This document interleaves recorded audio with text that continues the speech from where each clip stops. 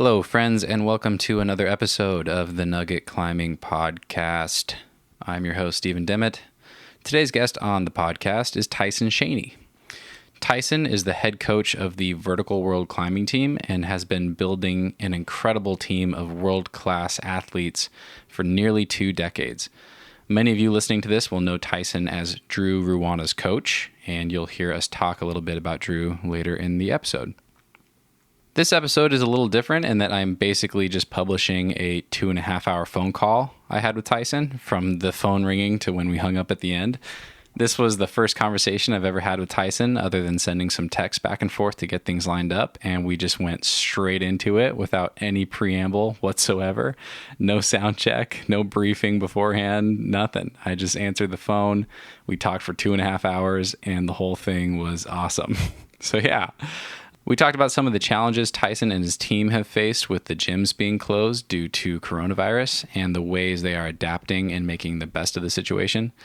We talked about Tyson's early climbing and coaching, about building the Vertical World team and how he shapes world-class athletes, about qualities that make good coaches, his thoughts on competition and why he thinks it is so important for shaping his kids not only as athletes but also as people, some of his thoughts and advice for adult climbers, and Tyson also shared some of his team's go-to drills that all of us can practice in the gym. This is the first episode featuring Patron Questions. You'll hear those near the end. Curious to hear what you guys think, and thank you, patrons, for submitting such interesting questions. If you'd like to have your question featured on the show, head over to thenuggetclimbing.com and click on the Support the Podcast button at the top, and you'll find the option to become a patron. There are a few other ways to support the show as well. You can buy a mug or make a one-time donation, or simply share your favorite episode with someone who hasn't heard the podcast yet. That would be awesome. Lots of nuggets in this one. Thank you so much to Tyson for such a great conversation, and thank you guys for listening. Please enjoy this in-depth conversation with Tyson Schoene. Cause no one can do it like we do it, like we do it, like we do it. Cause no one can do it like we do it, like we do it, like we do it.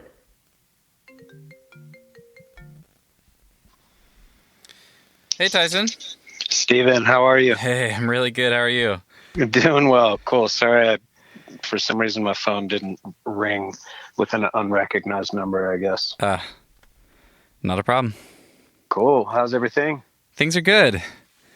Yeah, things are good. I climbed earlier today and had time to prep for this, and here we are. Nice. Where'd you go climbing? I'm down in Hood River right now. Yeah. There's a crag just west of here called Viento. Okay. Have you heard of it? I haven't. Yeah, it's really fun. It kind of sat dormant for a bunch of years and just got a resurgence like in the last 3 years, and a bunch of routes have gone up and a bunch of 513s, and Wow. it's kind of like big, blocky basalt, weird knee bar, almost kind of like volume style climbing. It's awesome. pretty interesting. Yeah. Awesome. Yeah, it's been a really good time. So I've been living in Central Oregon the last many years and have made a bunch of trips up here during the summer the last couple of years. Yeah. And it's right on the gorge, so it's really windy. Yeah. And north facing, and it's like actually a pretty awesome summer option. Like one of the best in the lower 48, I think. Wow. Yeah. That's killer. That is killer. I think there's so many like little crags that at one point were discovered. Like I know up here we've had a bunch of those, and they're, like you just said, are getting a resurgence. Because I think there's just so many people now that your local crag is just overrun.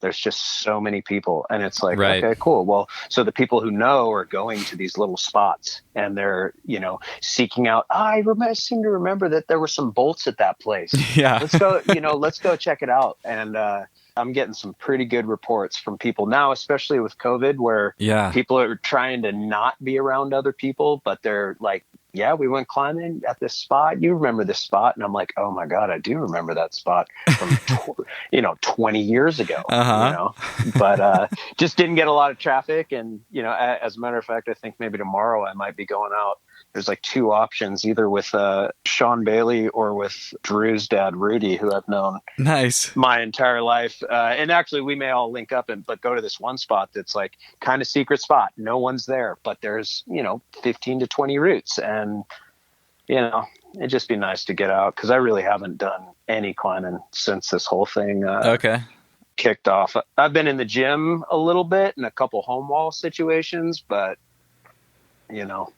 I've been trying to, for the most part, do my part and stay here in the city and take care of what I can, But to be fair, I've been out surfing a lot. So hey, I was going to ask, how, you just got back, right? How was your surf trip? Yeah. Well, it's I go. We can do it in a day, So it's nice. Just, if you go down to Olympia and take a right. Okay. You end up out at Westport, which is kind of the closest surf spot, and it's like 2.5 hours out. But we've been going a lot. I've been going 2-3 days a week, and I'll go on Fridays with my wife. She's still working right now, but she takes Fridays off, and so we go do that on Fridays usually. And then I usually do one day early in the week when I'm not trying to pretend like I'm working. Dude.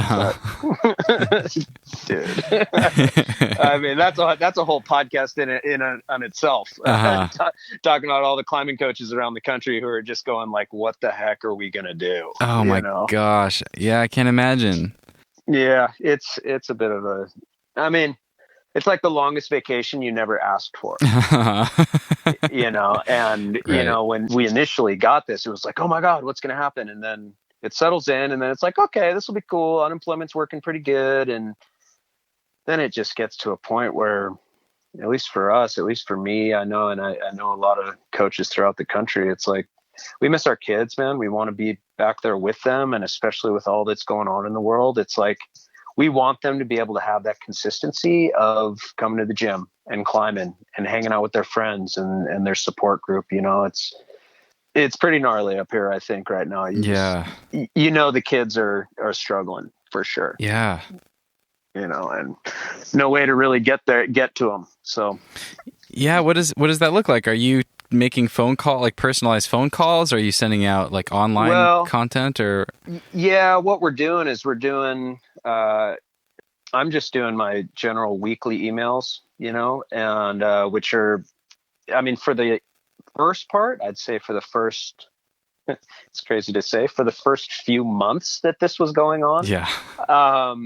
It was, real consistent, tons of content, just get them out there. Everyone's getting excited, about staying fit in the house and doing those types of things. And I think just like everyone else out there, it's like I can't say that the motivation has gone downhill by any means, but it definitely is just like, oh, wow, like this could be even a bit longer. And you can only send out so many YouTube videos of people crushing roots, Yeah. And I mean, it's a little bit difficult, but we for sure are in contact with all the kids, and a lot of them have home walls now.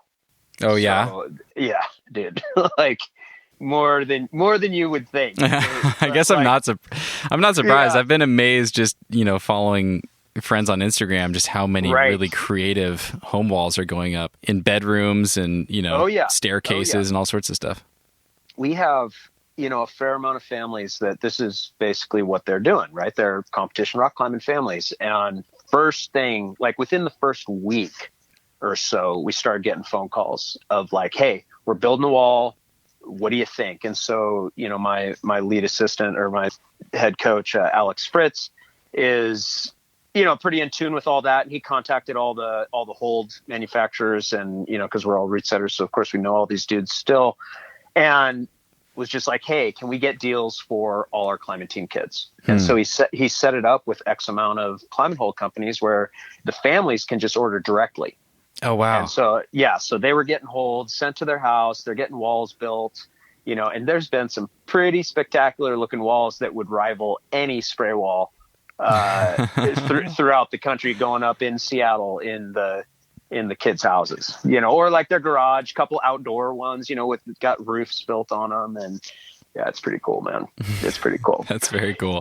Yeah. Keeps them hyped. Yeah. Yeah. I bet it'd be amazing if you got to a point where you could give out kind of general or standardized training, stuff because every single one of your kids had a home wall to work with?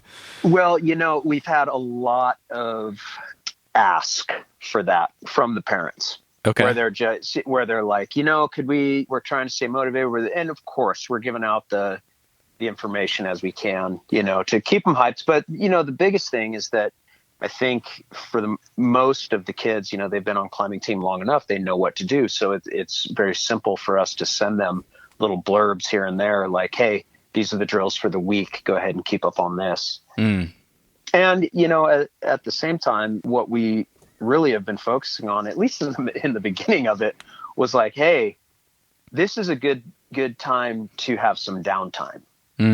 The reality is these kids are, training for competition climbing most months out of the year. And it doesn't give them a lot of breaks. So, and we've been sort of trying to figure this out, I guess, over the past few years. And it works itself out, of course. And it's something that we are very dialed in on. But, right now it was like, okay, take the time, relax. Don't worry so much about your hangboard. Don't worry so much about, comps, because there aren't going to be any. So let's go ahead and recover. And we had a lot of athletes, that after Boulder Nationals were pretty wrecked, dude. Okay. Just like, all right. And it goes in waves. Some years we have, very few injuries, and some years we have more. It just sort of depends on the way the moons align, I guess. And this year we had a handful of our top level athletes that needed a break for sure. And they were welcoming it. And now most of them are all injury free. And it's like, cool. Can we get started? So anyways, yeah, that's sort of been the deal. It's been a struggle, but at the same time, it's just like anything, we can adapt to it. And I think in competition climbing, you're training for adversity most of the time. You have to be ready for everything that's thrown at you. And this is no different, man. Sometimes that includes a global pandemic. Yeah, entirely. Yeah. It's one of those things where I feel like the kids are coming through this quite a bit stronger and maybe with a different perspective. And I know us coaches and sort of the overall idea of the program in itself, we have some different ideas now on what we can do and what we may be doing in the next few years. It's pretty interesting. It's opened all of our eyes up. I'm sure there's not many people out there that can be like, cool, back to business as usual. Yeah. Right? It's like, well, no. Yeah, totally. I can relate to that myself. And I think I see that with a lot of people I'm talking to is none of us thought it would last this long, right? Like we all thought we'd be back to life as normal by now. And now it's kind of hard to keep that framework in your mind. It's like, oh, the world might just be different from here on out in a lot of ways. Totally. I think the one thing we need to remember, and at least I keep telling myself this every morning, is that, you know what? It's been 5 months. It seems like forever. It's been close to 5 months, seems like forever. But the reality is, it's only going to be a few more months before we, hopefully, right? I mean, as things go, I've got, friends and family that are in the medical field, and they're all like, dude, pretty much we're pretty confident that by the end of the year, we'll have some things figured out to where, and that's, you hope that that's the case, but the way statistics show and the way that vaccines go, or just whatever you want to believe, it just sort of seems like that would be the time. And then really it's only going to be a few more months. And, my wife and I, we prepare for this sort of thing, and we're in a fortunate spot where, she is still working and we prepared financially for something exactly like this. And, we're lucky, man. So a lot of the world is not. But, we were privileged enough to be in a position to take care of ourselves. And although I'm kind of bored, dude, I'll tell you that. Yeah. It's a weird problem to have, but it's a very real problem to have. Yeah. I know I've listened to several podcasts that you've done on other podcasts, interviews that you've done. And, a common thread that's really hard to miss is just how much doing what you do means to you. How much purpose you derive from it and how grateful you are for that. And I'm sure that there's, like an aimlessness that's coming with this for you. Man, I'm glad you brought that up, because it actually is like I can honestly say the hardest thing to deal with. And the kids, and it sounds corny or whatever. It's not, but they give me, purpose. I feel like I'm needed. I feel like I have a pretty significant reason, because I feel effective for the kids and their families and for what we're doing. And I've been fortunate enough to feel that way for a very long time, and for close to 20 years. And now that's sort of, it's not that it's been taken away. That's not it. We're still reaching out every week and we're still talking quite a bit, but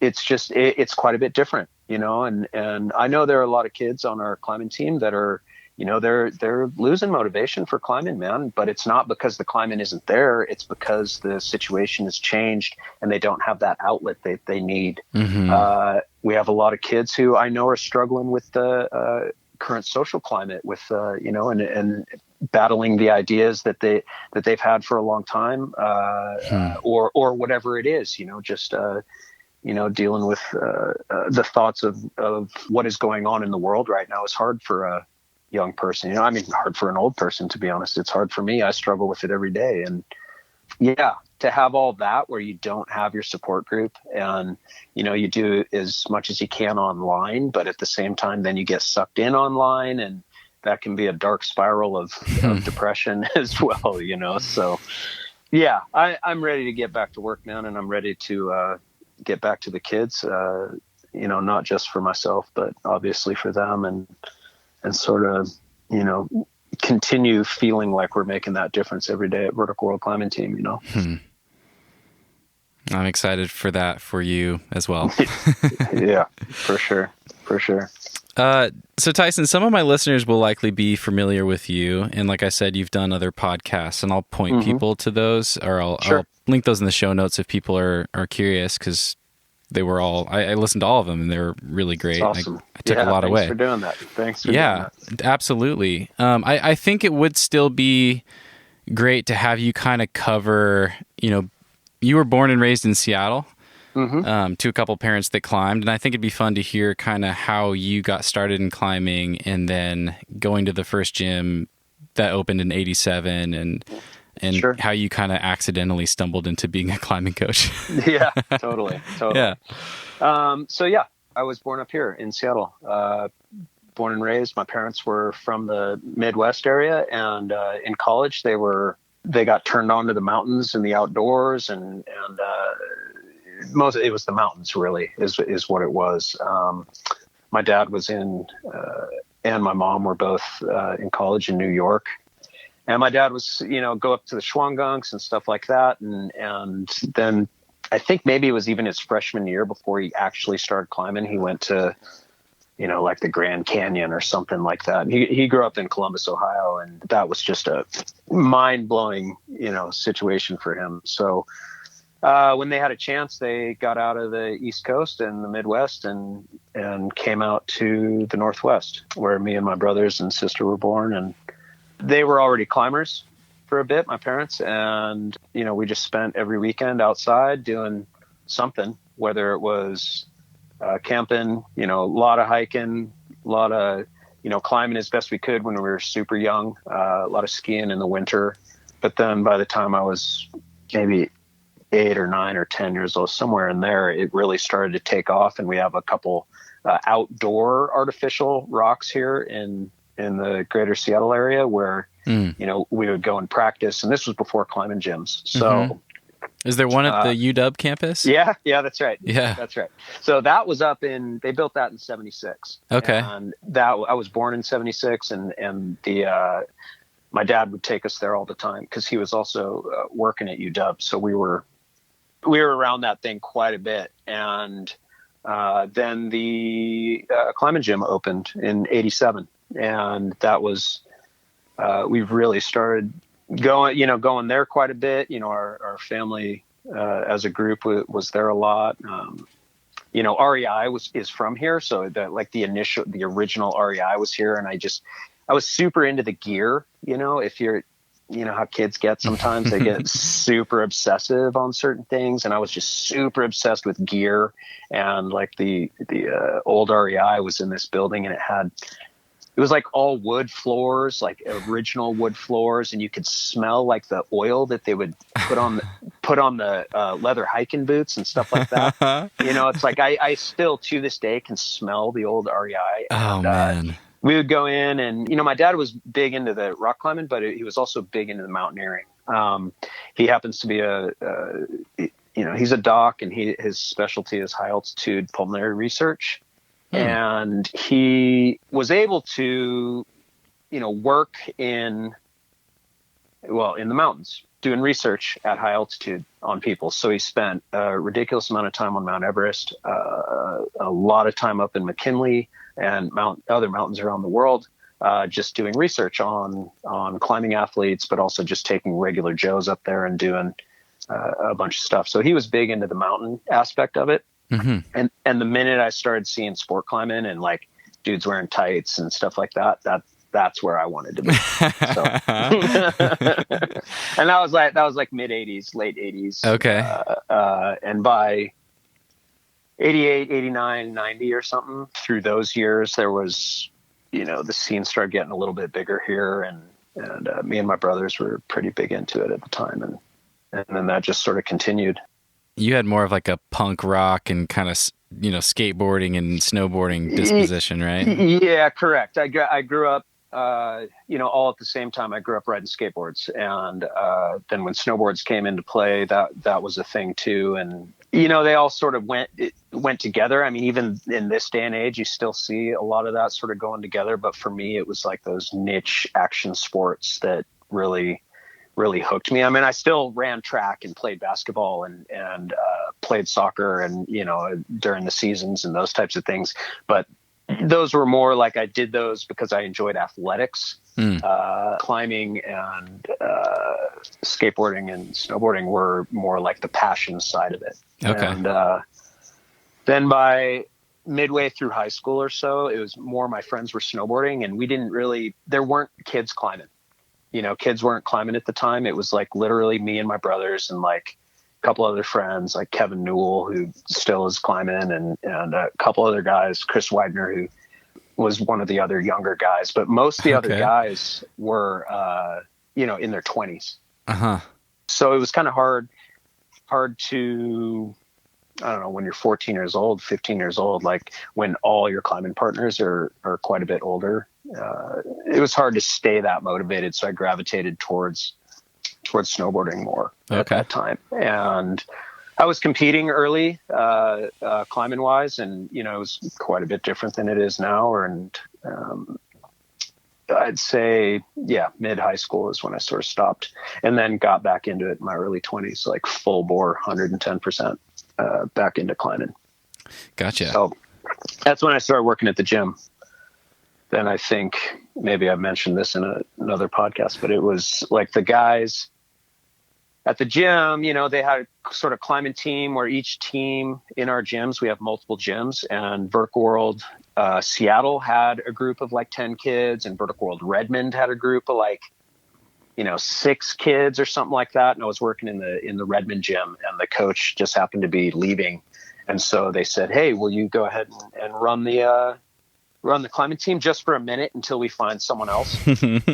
And then 20 years later, I'm still here doing the thing. And it really was, it was one of those, I just connected, man, like right away. And interesting. What I think what it was I saw a lot of those kids, a lot of myself in those kids. And when I was young, trying to be hyped on climbing and training for climbing, you know, and competing at climbing, there was no real support group for the kids. There was no support group for me. There wasn't a team. There wasn't that sort of thing. You know, it's like climbing was very individual, you know, as it still is, but the team concept just didn't exist. And I was very into being sort of parts of a group. You know, it's like when you go snowboarding, you're with all your friends.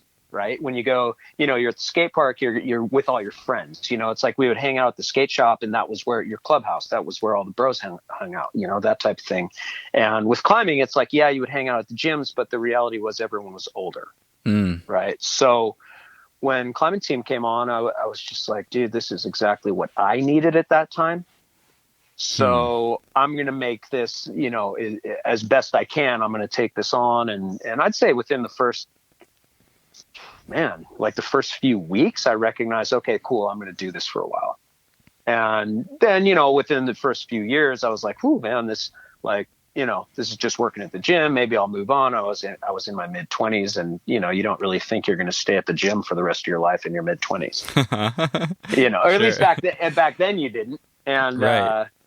These days, a lot of people, it's a good career choice. If you're thinking about it and you put some time in, and the gyms make good money, and they're able to pay good salaries and stuff like that. And it takes pretty, significant amount of work to move your way up at the gyms. Back then it was like just a bunch of dudes in their 20s or younger, and the manager who was like 30, that type of thing. So yeah, that's sort of how it started for me. And within the first year I had 7 kids. And then by the next year I recognized we needed to bring all the vertical rope climbing team gyms together as one team, and sort of took it over from there. And maybe we had 15 kids. And then the next year it was like 25, and then 35. And then it jumped like significantly up to somewhere around 70. And then we also had a bunch of gyms at the time. At one point we had 5 gyms. And they were all super close, so we just ran it kind of as one team with sort of the same coaches, and I would go in between that type of, and same way we do it now, but we only have 3 gyms. But back then with 5 gyms, it was a little bit harder, but we had a lot of kids, and right now we have about 100 kids on climbing team between, technically 2 gyms. Our third one just opened. So yeah, it's been pretty cool. That's amazing. I heard you talk, I think in one of the podcasts I listened to, you were talking about how, and I'm sure it's readily obvious for people listening, like with all the energy that you're putting into that many kids, it's obviously taken away from your own climbing. And it sounds like you were competing for yourself when you first got into that, right? Like back, Sure. Was that like 2002 or so that you started coaching? Yeah, I started coaching in 2002. And before that, when I was competing, it was early, like I think the last comp I did as a kid, I mean, I still compete every year now, but as a kid, I think it was like 93, 92, 93, something like that. Yeah. And then didn't compete at all until early 2000s. Okay. For myself anyways. Was that ever hard at all when you took on that coaching role and recognized it for what it was, to realize that like, okay, I'm going to have to put my own climbing aside to some extent, kind of put it on the back burner?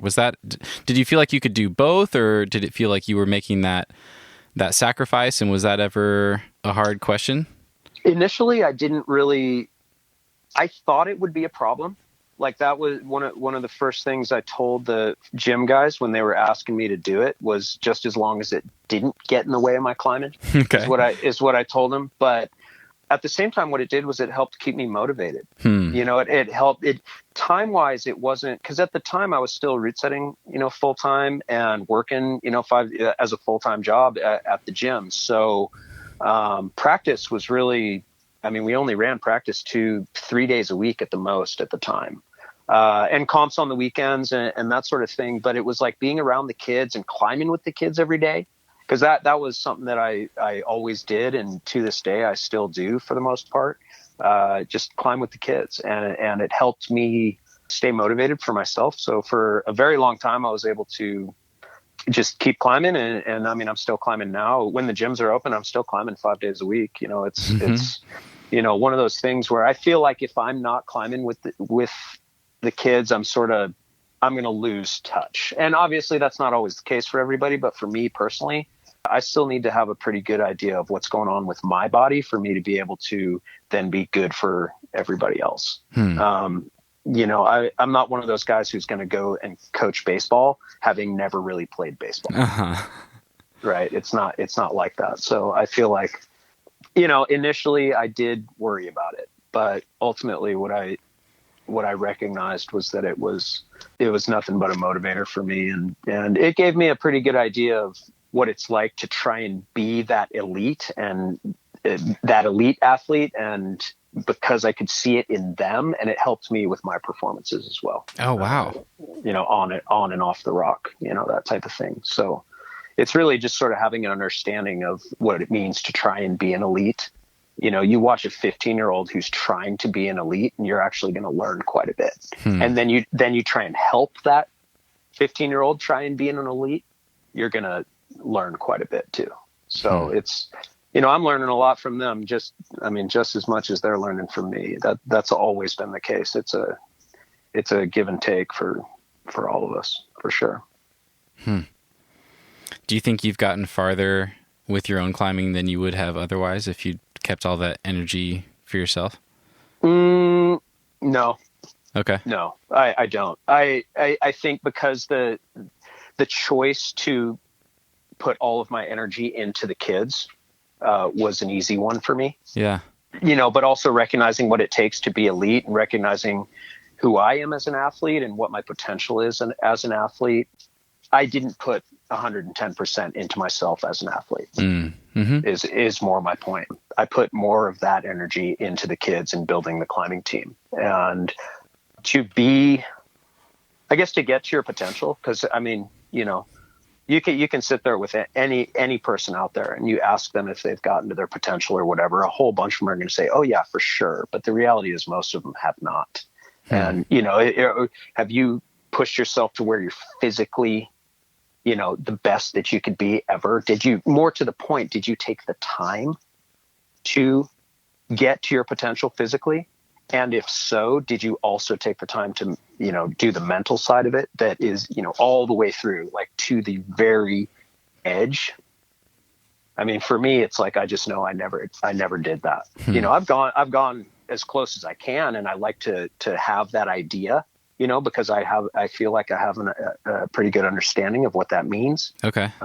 But I know that for sure I wasn't able to put the amount of time in to get myself to where I could have been, I guess. I mean, and I've climbed hard grades and done that type of stuff too, but I always, at least up until recently, I thought I could even get better. But now at 44 years old, I'm just like, oh man, it's like, I'm like, oh yeah, that's real hard now, man. I don't know. I'll have to put you in touch with Bill Ramsey. Oh, I know all about him. I know all about him. Yeah. I know, man. It's easy to cherry pick that guy, but I don't know. For sure. Maybe there's something to it. Yeah. I mean, it's one of those things where I feel like a lot of people they can get a lot farther than they think they could if they're just willing and ready and able to put the time in. If they have a standard, ability to be athletic and those types of things. And, there's very few people out there that are going to be, one of the greats, but a lot of people can be real good, and I don't think a lot of people recognize that, actually. Yeah. To be fair. Yeah. Well, you have certainly touched a lot of lives and shaped a lot of amazing athletes. So it's pretty cool to see what the path that you chose has led to. Sure. Well, I appreciate you saying that. I wouldn't trade it by any means. I mean, it's like if I could have told myself that I would have climbed 515 and not been able to work with the kids, no way, dude. That's not. That's awesome. 515 gets forgotten. This in my mind, anyways, for me, and it's like with these kids, it's like the way that we're able to really help them through the most formative years of their lives, man. It's like that stuff never goes. That stuff never gets forgotten. So I was listening to a conversation that you had on one of those podcasts. Honestly, I don't even know which one it was, but you were talking about, you had a really interesting perspective that you shared on the importance of competing, of having the kids compete. It's always been interesting to me that all these kids teams are built around competition climbing. Like I've always thought, like, what if all these kids just trained specifically for outdoor goals? Like that'd be really interesting. But listening to you kind of changed my mind about that. I'm like, oh wow, I kind of didn't realize, I hadn't thought through the thought experiment of like what these kids are getting out of learning how to become competitors. Can you speak to that? I can. Yeah, for sure. I've got a secret for you. We are training for outside climbing under the guise of training for competition. I love it. No, I mean, it's that for kids, right? And this is like to speak on what I was thinking about earlier is how do you keep kids involved, right? How do you keep them hyped? How do you keep them from not falling out? If you don't have a due date on the paper, how much time and effort are you going to put into that paper? Right? Some people would be able to do it no problem. But the majority of children out there, the majority of kids out there have so much going on that it's really hard to stay focused on certain aspects of their life, even if they think it's going to be good for them. So with competition, what we're able to do, and this is just one aspect, and I'll probably touch on a couple here. What it does is it holds them accountable and it puts a timeline on their training. And with that, what it is that, okay, cool. You have a comp in 2 weeks that is a local. What are we going to do during that time for the next 2 weeks? Well, we're going to make sure we're prepared for the event, of course, because you try not to show up to events unprepared. But if it's just a local and it doesn't really mean that much, how are we going to structure your training? And so it gets them thinking about proper preparation, right, for the event, and in turn down the line for the test that they have to take in school. And in turn down the line, the job that they're going to apply for. And in turn down the line, the wedding that they have coming up. And in turn, just however you want to put it, it basically allows them to think about proper preparation for certain things. Now, if we have a comp of consequence, for example, a regional or a divisional or a national or whatever it may be, then the preparation is generally a bit different. It just sort of helps them to, again, it holds them accountable to the training that they've dedicated themselves to. It holds them accountable to the team. It holds them accountable to themselves. Those types of things to me are very important because I know for myself, when I was younger, it was easy for me to get distracted. And I didn't see the importance of certain things that were at the time very important. And it was because I didn't feel like I had that type of structure. I didn't have people holding me accountable for certain things. So, just by seeing it in these kids, whether they had that or not, because obviously I'm not thinking, well, these kids would mess it up like I messed it up. That's not it. It's just that, cool, let's go ahead and help them in these aspects before it even becomes a thing. And so when they're 7 years old or 8 years old, 9 years old, 10 years old, what do we do every Monday at practice? We talk about the comp that we prepared for and we competed at last weekend. And, that continues. And next thing you know, by the time they're, 10, 11, 12 years old, the conversation is still the same, yet very different because the preparation is different. And, it puts a different level of importance as opposed to when they're 8 years old. I mean, you should see the look on some of the kids at 8 years old. It's like the most serious thing in their lives at that moment is this competition, right? But, all that being said, there's, just like anything, there's some negatives to competition if it gets presented, in my mind, in the wrong way. Right. And, you can have, what I've always liked about competition climbing is that it's not little league. It's not, one of those things you see the pictures of the dads and the moms on the sidelines screaming at their kids and those types of things. Dude, that for the most part, you don't see that in competition climbing. It's nothing but a super positive atmosphere at the comps. And with that, what it does is it teaches a very positive outlook on competition in itself. We focus on, results to a degree, but mostly we only focus on the results when it's time to focus on the results. Let's just say you're starting with us and you're 11 years old. Well, a lot of the kids who are in your category started competing when they were 7 or when they were 8. So what's the likelihood that you're going to come in and just start dominating the comp? It's pretty slim, right? And you can say that for any of the age categories. So first thing we talk about is we talk about not worrying about the results until it's time to worry about the results. And sometimes that comes within the first few months, and sometimes that doesn't come for the first few years. We have different expectations. We have different goals that we've set for ourselves, and whether that's making it out of the regional and that's their championship, that's their Super Bowl, then great, cool. Let's go ahead and do that. And at the beginning of each season, we work on goals, and we have long-term and short-term and mid-term goals. And really, we want to make sure that they're realistic for the kids. And, myself and the coaches that work with me are on the exact same page when it comes down to that. Because if some kid says, I want to be national champion, and there's no way they're going to be national champion, we're like, all right, dude, that's great, man. That is a great goal. But that's not going to happen this year. So what do we got to do this year to put the pieces in place so that 3 years from now, 4 years from now, you can achieve those goals? Because the reality is that they can, at one point or another, achieve all their competition climbing goals. They really can. But, it takes time, just like anything else. And I feel like with that, the training, the scheduling, the commitment, between themselves and the parents, it really sets the tone for then, down the line, really just being rock climbers, man, and going out and sending your projects and having fun with your friends and those types of things. And as you've seen as of late, and I can use Drew and Sean and Quinn Mason and a lot of our other top athletes out there. It's like, the reason that they're as successful as they are is very simply because when they were 9 or 10 or 11 years old, all those little things were put in place.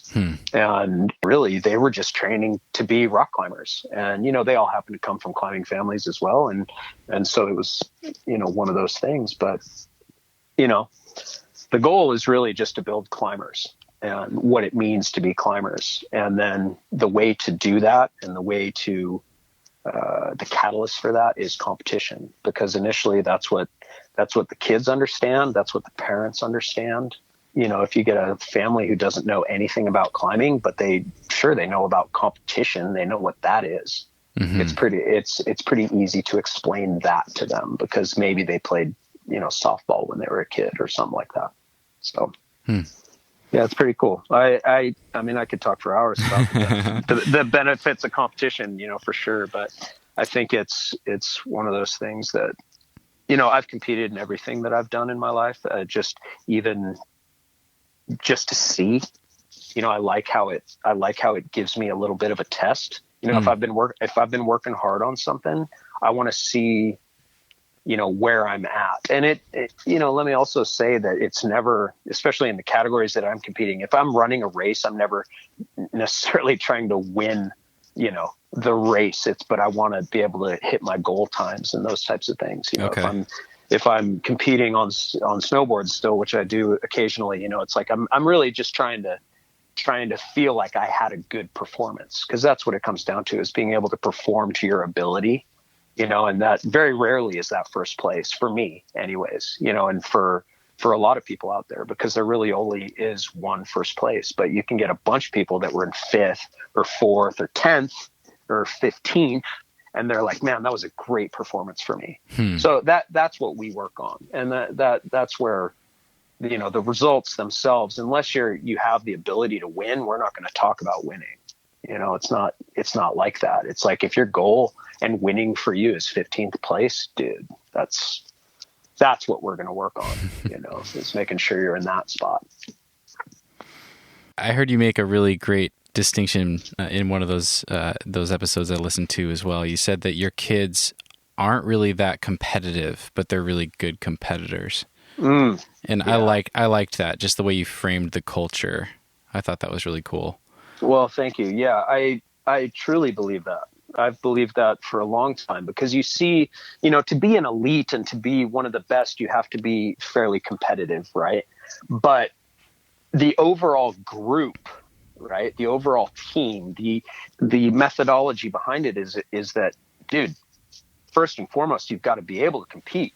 You can be the most competitive dude out there if you want, but if you don't have the skills, you're not going to get there. Right. So what do we got to do? And you can be the most fit, you can be the most mentally sound, you can be whatever it is. But until you learn how to compete and execute under pressure, man, it doesn't mean anything. And you have a bunch of athletes out there that compete really, really well. And I like to think that a lot of the kids on vertical or climbing team compete above their actual ability level. That's really cool. And that for us it feels cool, man. It makes us as coaches and program directors like feel pretty successful in that sense. And, we also have a few, of course, just like every team out there, kids who compete below their ability level. Like, man, they climb so hard and like dominate this, and this in practice, or, out at the crag, or just whatever it is. And they just can't compete their way out of a sack, and that's normal too. But we don't have that many of those because I think we just, we look at what they need to be better competitors, and then we focus on that. And each one gets their own individual sort of program when it comes down to that. I like to think that it's something that we really focus on, and just having an understanding of our athletes. And as I think, most of the coaches on the climbing team grew up on our climbing team. And so they sort of have that understanding of what it means to be a competitor, but also they recognize themselves in the kids and what they've gone through, because a lot of them went through the exact same things. And so I like to think that for us to be good for our kids, we've got to have a really good understanding of the athlete themselves and what works for them and which triggers get them to where they need to be. If someone's crying in the corner because of something, what do we got to do to bring them back so that they can perform that day? Or if someone's, overhyped and whatever, they had 4 Red Bulls before the comp for some reason, what do we got to do to bring them back so that they can actually perform to their ability level, that type of thing. So that's great. I want to dig into something specific with that. So you and I connected through Drew Ruana, who is one of your athletes. And if anyone doesn't know, he's, becoming one of the best climbers in the world. Already is one of the best climbers in the world. He's just crushing it. He is doing the thing right now. That's for sure. Yeah. So he was on the podcast and he told a story about a time working with you when he was going through a growth spurt. Or no, he hadn't yet really gone through a big growth spurt. He was still pretty short. And he just kept having a really hard time at comps because he was just coming up short of these reachy moves. And it sounds like there was like a 2-year period where you went out of your way to set boulders for him almost every day that were just out of reach. You measured his arm span and you would set a boulder that was just a little bit longer than that. Yeah. And I've heard you talk about how important it is for you to keep things fun, with all your kids, and to make sure that they stay motivated and have a good time. Yeah. And I was really curious with that because it sounds like it was miserable for Drew, but he kept coming back. And I was curious, like, what was it that you recognized in him that allowed you to know that that was the right thing to do for him? Sure. Just to put this out there first, it isn't just specific to Drew. What it is that particular instance was specific to Drew. And with all of our athletes, there's certain things that they need. And we will do whatever it takes to make sure that they get it. And on that particular case, myself, I was a root setter for a very long time up until recently. The head root setter at the gym for a very long time and set tons of comps. And, my guy, Alex Fritz, has been a phenomenal root setter. All of our coaches over the years have been root setters, or at least learned how to root set and, set at the gym, that type of stuff. I feel like it's very important to be able to create movement and understand movement and those types of things. So it actually makes it pretty easy for us to set specifically for the kids while setting for the members at the same time. And cool. Yeah, I've had a lot of people reach out to me and be like, hey, how are you making sure that it's, still cool for the members, that type of thing. And I'm like, dude, the reality is if you're setting good stuff for the kids and quality stuff for the kids with maybe a few extra feet here and there because they're short, then, it's good for the members too, that type of thing. So in this particular case with Drew, I've known him since he was very little. I've known his dad since I was, a young teenager, and we got Drew on the climbing team when he was about 9 years old. And knowing his dad and his mom and Drew himself, they were all very short, fairly short. people. And so Drew at the time, he was getting reached out on a lot of comps. He was very good. He was, technically, better than most, but he was incredibly short. And so he really accelerated outside. He was, I'm sure you've seen or heard, the grades that he was putting down at a very early age outside. I think I met him at Smith when he was 12.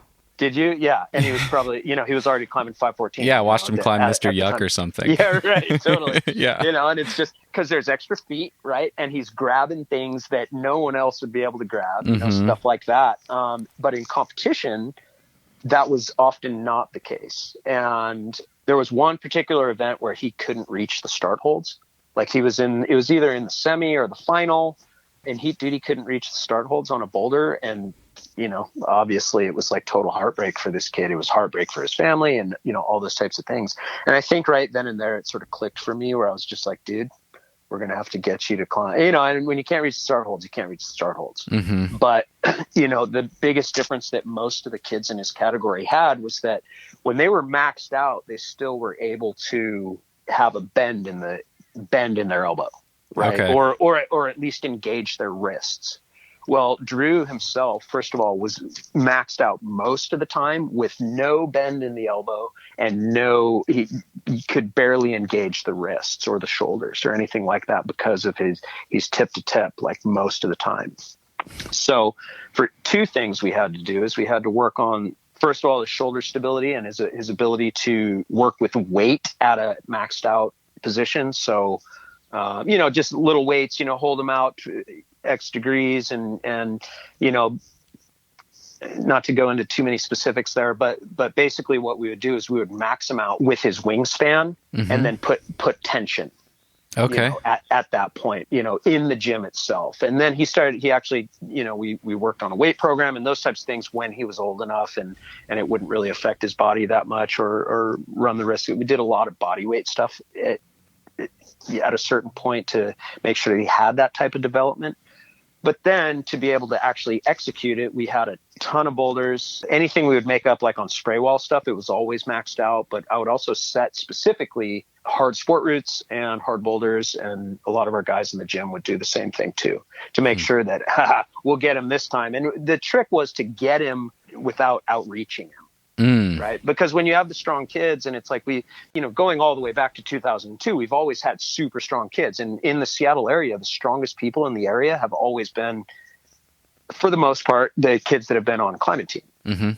Right. I mean, we've always had great, strong climbers around the area for sure. But at one point or another, the kids always start outperforming most of the guys by the time they're 15 or 16 years old. So, the trick or what we would think about at the time was getting, stumping Drew. Oh, don't worry. He's not gonna be able to do this one, but the test as a route setter was to do it to where where it was just that he couldn't reach it. Okay. Right? Cause that's the easy way. Right. So anyways, it was good for me and good for our route setters, but it was also at the time, it was very specific to making sure Drew was able to perform when he was maxed out, because even though the guys at a national or guys and gals at the national, they knew his measurements and all those types of things. They'd be like, don't worry, he can reach it. For sure he can reach it. Of course, he rarely, a few times for sure got like reached out. But the difference being is that if you were a little bit taller, if you were 2 or 3 inches taller or even an inch taller, you could engage your shoulders and your wrists and your elbows in ways that Drew couldn't. So he had to climb fully maxed out. And that's what we did specifically with those types of routes and that type of thing. And it was miserable for him for sure, man. It was like, it wasn't fun and it's not, but it also got him to a certain level and, he won some championships and those types of things. And one thing that he did retain from all of that was that he still was able to climb like a short person. And the short people tend to climb technically just way better. They're better on their feet, better with their positioning, better, on a lot of things, because if they're tall, young, they don't really have the time to develop that because they don't have to. Right. Where the young short ones, Sean Bailey was super short. he's still only 5'6", but he was like, super short up until he was like 18 years old. Mm-hmm. And, Drew was about the same, 16, 17 years old. And a lot of our best females have been super short as well. And most of our best guys have been super short. So it's just, because they learn how to be better because they have to at an early age. How did you know that wouldn't break him as far as like his spirit? How did you know that it wouldn't make him just throw his shoes in the garbage and walk away from climbing team? Yeah, that's a good question. I mean, for one, it's the Ruana family themselves. It's not really a thing. Yeah. It's like you can sort of push as far as, I'd like to say you could push, as close to the edge as you possibly can. And with Drew, that is entirely true. Yeah. But again, this goes back to understanding your athletes. And with Drew, I'd known him since he was young. And by that time, he'd already been with me for 6 years. So I had a pretty good understanding of who he was and as an athlete. And don't get me wrong, there was a lot of time where Drew was just like, I'm doing my own thing. And I 100% signed off on that. Like, cool, man, okay, do your thing. For sure. Because, it comes down to a level of trust that he has in me, but also at the same time, you got a 15 or a 16-year-old boy who thinks they know everything. Sometimes you just got to let them think that for a little bit. Okay. And then they end up coming back and coming to me for certain things. And the coach athlete relationship is always a two-way street. It's never do as I say or else. And in his particular case, it was never like that. It was always like, well, dude, I think you should be doing this, but do what you want. And then sure enough, come to sort of a collaboration. And a lot of the time it's like, even this morning, I got a message from him and he's like, hey, I'm going to do this thing. And I'm like, cool. What, you need some help? He's like, well, yeah, some ideas. Okay, cool. Boom. And we start talking about it, and he's, out there climbing V16 apparently every other weekend. It's crazy. But yeah, he just sent box therapy for people who haven't seen that. Yeah, so gnarly. But I think it comes down to knowing the athletes, and we have certain athletes who are at a very high level and very elite, and I would not be able to push them to that level because they would pack up and go home. And that's okay. But if they do pack up and go home, whose fault is that? That's my fault, right? Because I didn't recognize that ahead of time. I didn't recognize that, you can want your athletes to be a certain way all you want. But the reality is they're, at least in our case, they're still, children, and they're still learning, and they're still, those types of things. We need to know them. We need to adapt to them. As a coaching group and as leaders in general, you need to be able to adapt to your group, and you need to be able to adapt to your athletes to get them to perform the way that they need to perform on any given day. If they're not performing at the best of their ability, you can always trace that back to certain things that you as a coach or you as a team did incorrectly, or, just not to the best of your ability, that type of thing. That's the way I've always looked at it, at least. And in his case, he just happened to be one of those ones that you can push super hard. And to be fair, a lot of the elites, the best of the best, like they are like that. Right. That's what makes them who they are. Yeah. Not all of them, but I would say a very high percentage, a very high percentage of the best of the best are just like that, where they'll do whatever it takes, do whatever you say, just, because they have a certain level of, I don't know if the right word is masochism. That's not it, but you know what I mean? They're just like, it's like, all right. They're hungry. They're hungry for it. They're hungry. Yeah, for sure. He's a good example. Sean's a good example. Our good, one of our good females right now, Quinn Mason, she's just like that too. It's just like, give me more work, It's pretty cool. It's pretty cool. I'd love to talk to you about some of your coaches. So as you mentioned, you have a lot of coaches working with you and for you now.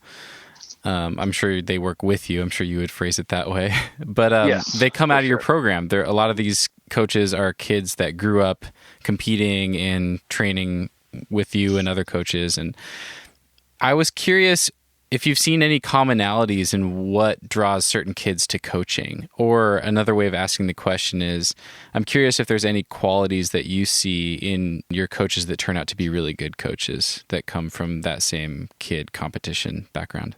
Sure. I mean, for us, we've been doing it like that for a while. I mean, it's a great first job, right? You know, and a lot of these kids on climbing team, it's like they're not going, you know, to work at the grocery store because they don't necessarily have time, right? Or whatever it is, because climbing team takes up a lot of their time and they're committed. And, you know, out of 100 kids, don't get me wrong, not every one of them is committed, you know, 7 days a week, competition rock climbing. It's not like that. But the kids that are, you know, 100% committed to competition rock climbing and their families are committed, you know, I'd say it's, you know, anywhere around 50% of that group. Those are the types of kids who then come and say, hey, I'm interested in coaching. I'd like to do this. And I'd like to think it's because of the way the program raised them. You know, I'd like to think that a large percentage of them are, they just want to give back to the program, and they like working with the kids and that type of thing. And, you know, when Alex Fritz was 17 years old and I was talking to him about what he was trying to do after high school, he looked at me and said, well, dude, I just want to do what you're doing. And I was like, man, I don't know if that's a good idea. You know, it was like, there's so much more out there. You know what I mean? But it was like the look in his eye was just like, no, man, I'm in. This is what I want to do. And it's sort of like, I had other kids that had been working with us at the time, but it just sort of clicked on me. And that, you know, he's been close to 10 years now, coaching with us. And so, you know, this has been a significant amount of time where it's like, you know what, man, who's better? There's no one better than these kids to work with the other kids. And you see that in gymnastics programs, you see that in soccer programs, you see that in all these other athletic programs that have this same sort of mentality of you're born and raised on the team, and who better? You know, it's like they know the ideas, they know the concepts of the team, they've been raised on the methodology. So all of that stuff we don't need to teach, right? We don't need them to figure out that part of it. And because they grew up competing, and most of them, you know, at one point or another competed at a fairly high level. Let's just say they compete in D, C, B, and they're okay. They don't make it out of a regional. But at one point or another, if you stay on competition rock climbing team, like all the way until you're a junior, you're going to make it out of the regional. You're going to make it to the divisional. And more than likely, you're going to make it to the national.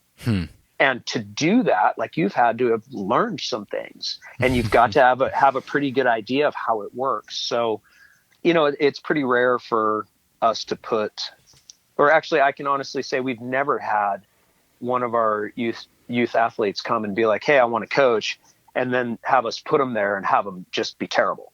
It's like, it's not like that, you know, because they get the kids, they all grow up together anyway. Okay. So even by the time they're coaching with us, you know, like when they're 16, 17, 18 years old, like the kids that are 8 or 9 or 10 or 11 years old that we put them with, like they're already training together a lot of the time, like, or they were the season before or the season before that. So they're all very familiar with each other because we run practices for the most part at the same time. So the older kids are very familiar with the younger kids, and the younger kids are very familiar with the older kids. And so they already have that bond as family. And it seems to work really well. And, you know, to speak along the lines of specific traits, it's nothing that I really, because we're so familiar with the kids, it's nothing that I like instantly pick out. It's not like that. But of course they need to have a lot of patience, you know, and they got to have a lot of understanding of the kids. You know, they've got to understand, first of all, that they're not working with adults, and a 12-year-old sometimes is going to say something terrible. You know, they're going to, you know, and they're going to behave badly. Right. And what I like to see in the coaches is I like to see them be able to detach from that situation, you know, leave their emotions on the side from it, and address the situation. You know, whether it's, I don't want to work that hard today. Okay, cool. Well, what does that mean to you? Let's go ahead and work on this. And next thing you know, they're working harder than they've ever worked, you know, that type of thing. You know, there are certain ideas that we like to implement that it's never, we don't really have behavior issues. That's not it. But the trick is that you've got to get people to work hard. And sometimes they just don't want to work hard, man. And that's okay. Cause sometimes I don't want to work hard either. You know, it's like being able to maintain that 100% at all times is like pretty hard to do. So, you know, what do we got to do when someone's only 60% that day? Man, we get them to work at 60%, but we got to make it a little bit more fun, and we got to give them some reasons. We got to know their triggers. And a lot of the kids have already sort of been through that. You know, if you're growing up on climbing team, you've already been coached, you know, that way you've been coached your entire life. So I like to think that they take those ideas and those concepts, and they actually really sink in so that they know how to implement those with their young athletes. Quinn Mason, who is with us, and she's a really good competitor, has been since she was young. She's now, you know, one of our up and coming fantastic coaches. And she works with our young ones, and she is phenomenal with them. She comes up with the programs and the ideas for them and those types of things. And, you know, cause she was them the same way that Alex Fritz was, you know, them as well. The same way that, you know, Aiden Slavin, who's working with us now, the same way that, you know, Shannon Russell, who at one point was a, you know, top level climber in the country. And, you know, she coached with us as well. And, you know, even Sean, when Sean's around, dude, he works with the kids. He's in there all the time. He loves it, you know? So it's, when you grow up on climbing team, you have a pretty good idea of what it means to be on climbing team. So it's pretty easy to hand over the whistle and be like, hey, you could just go ahead and take those kids, because they've all been a part of it for so long that it's easy for them to do. And it teaches them some things. It gives them a sense of ownership that, a different sense of ownership. They all feel like they, you know, have a sense of ownership there, but you know, it's a different sense of ownership. Like I'm giving back to the program, that type of thing. And that's just stuff you can't pay for as a coach, as an employer, you know, as a boss. You just can't pay for that. That being said, I've also had some phenomenal coaches that didn't grow up on our climbing team too. Okay. For sure. So that's awesome. Thanks for sharing all that. Yeah. I was hoping we could transition at this point. I want to cover some of the things that you've learned through coaching, or that you do with your kids that you think would benefit adults.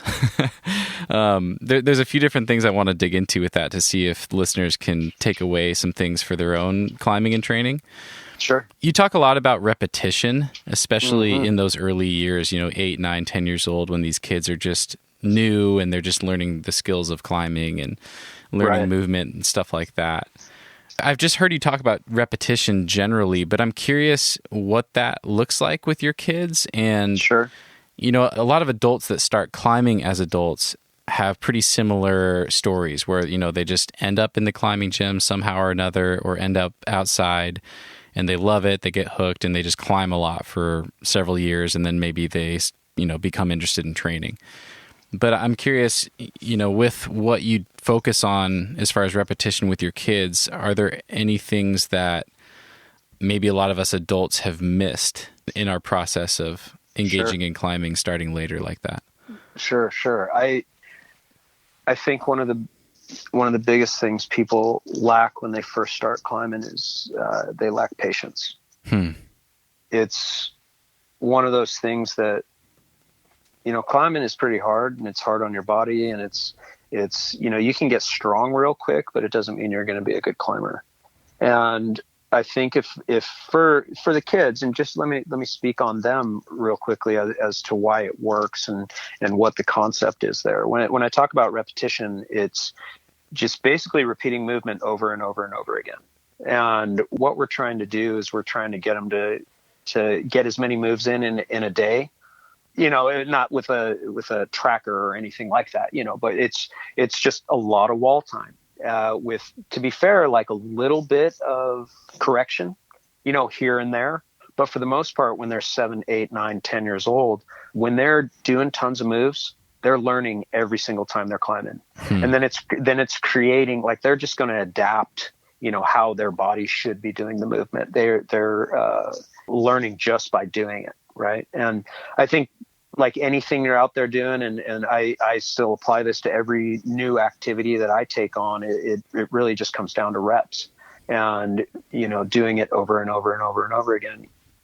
And by the time I have 1,000 reps at the driving range with my 9-iron, generally I'm going to have a pretty good idea of how that should work.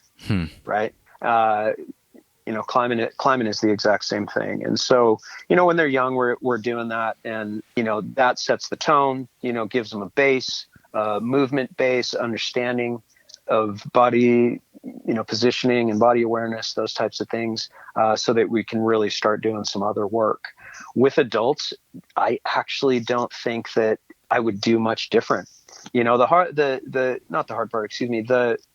The main difference is that as an adult, you already have, if you're an athlete, you already have a pretty good understanding of body awareness and movement and like how your body should work. Then you get on the climbing wall and it feels very different. Right. And so you see this happening with a lot of adults is they're overpowering with their upper body. Generally the men are doing it that way. The women are always, in my mind, whether it's the children or in the adults, the women are always way better climbers right off the bat. And it's because they're focusing on certain other aspects, right? They use their mind a lot more. And this is, of course, taking a stab at most guys out there. Dude, we're not that smart, man. And it's just, I'm not going to argue. Yeah, right. I mean, it's like this should work. This, circle should go in the square, whatever, that type of thing. But,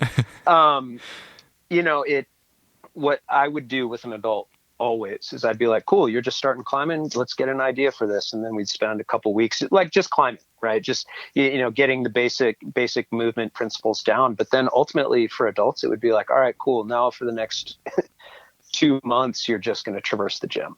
Oh, wow. Yeah. And yeah, man, no one's going to do it. It's so boring. And it's just like, but I personally myself, having, during injury, have spent thousands of hours traversing. And what it does for you, man, is it just ends up teaching you about positioning, about not over gripping, the list is infinite on what it does for you. Different movement styles, different ways to grab holds, et cetera, et cetera, et cetera. Just all the basic principles that you as a climber already know, but it took some time to get there. The fastest way to do it is to just check your ego. Don't worry about grades. Don't worry about going to the top of the wall. Don't worry about, bouldering V6 in the first 6 months. Don't worry about that stuff. Just traverse the gym, and you could even say get on auto belay and do that quite a bit. But honestly, I think then you're still focusing on the up, and because of the auto belay itself, it's, it kind of pulls you a little bit, takes a little bit of weight off. You climb a little bit differently. If you've noticed that, even myself climbing my entire life, I get on auto belay and I climb differently. And so I truly think that traversing the gym, traversing in the bouldering room, just moving around spray walls, stuff like that, that's really the fastest, best way to teach yourself how to climb. You're also going to be getting the fitness by holding on for a long period of time. I think, most people lose the patience to actually have climbing fitness because you find strength gains so quickly if you're just bouldering, right? Like, you're bouldering and then you're climbing V3 like pretty quickly, and next thing you know, you're climbing V5 pretty quickly and that type of thing. But why is it that when you're climbing V5 or V6, you can't even climb 11A,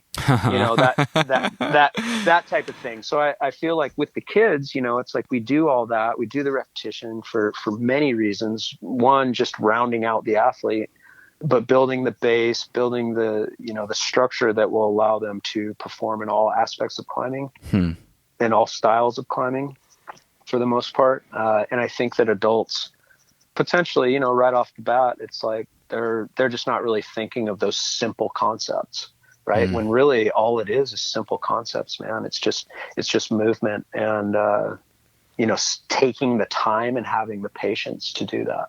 That's the way I look at it. And a lot of adults just don't really have that type of patience. I used to work with an adult group, and, so many of them were like, they'd come in 2 days a week and sort of, expect the world, that type of thing. And it's like, man, that's not how this works. And, it's kind of, I guess, enlightening once you figure that out, because really you can spend most of your days in the gym just traversing and doing easy climbing and focusing hard 1 or 2 days a week. And you're going to see those gains as long as you have a bunch of easy days in there too, Yeah. Would you still recommend that for an adult who, let's take me, for instance. So I've been climbing I started when I was 18 and I'm 31 now. So, a little over 12 years. Yeah, sure. Maybe 12 and a half. And, I've climbed a bunch of E10s and I've climbed a couple 13Ds and trying to break into 514. Is that still like a worthwhile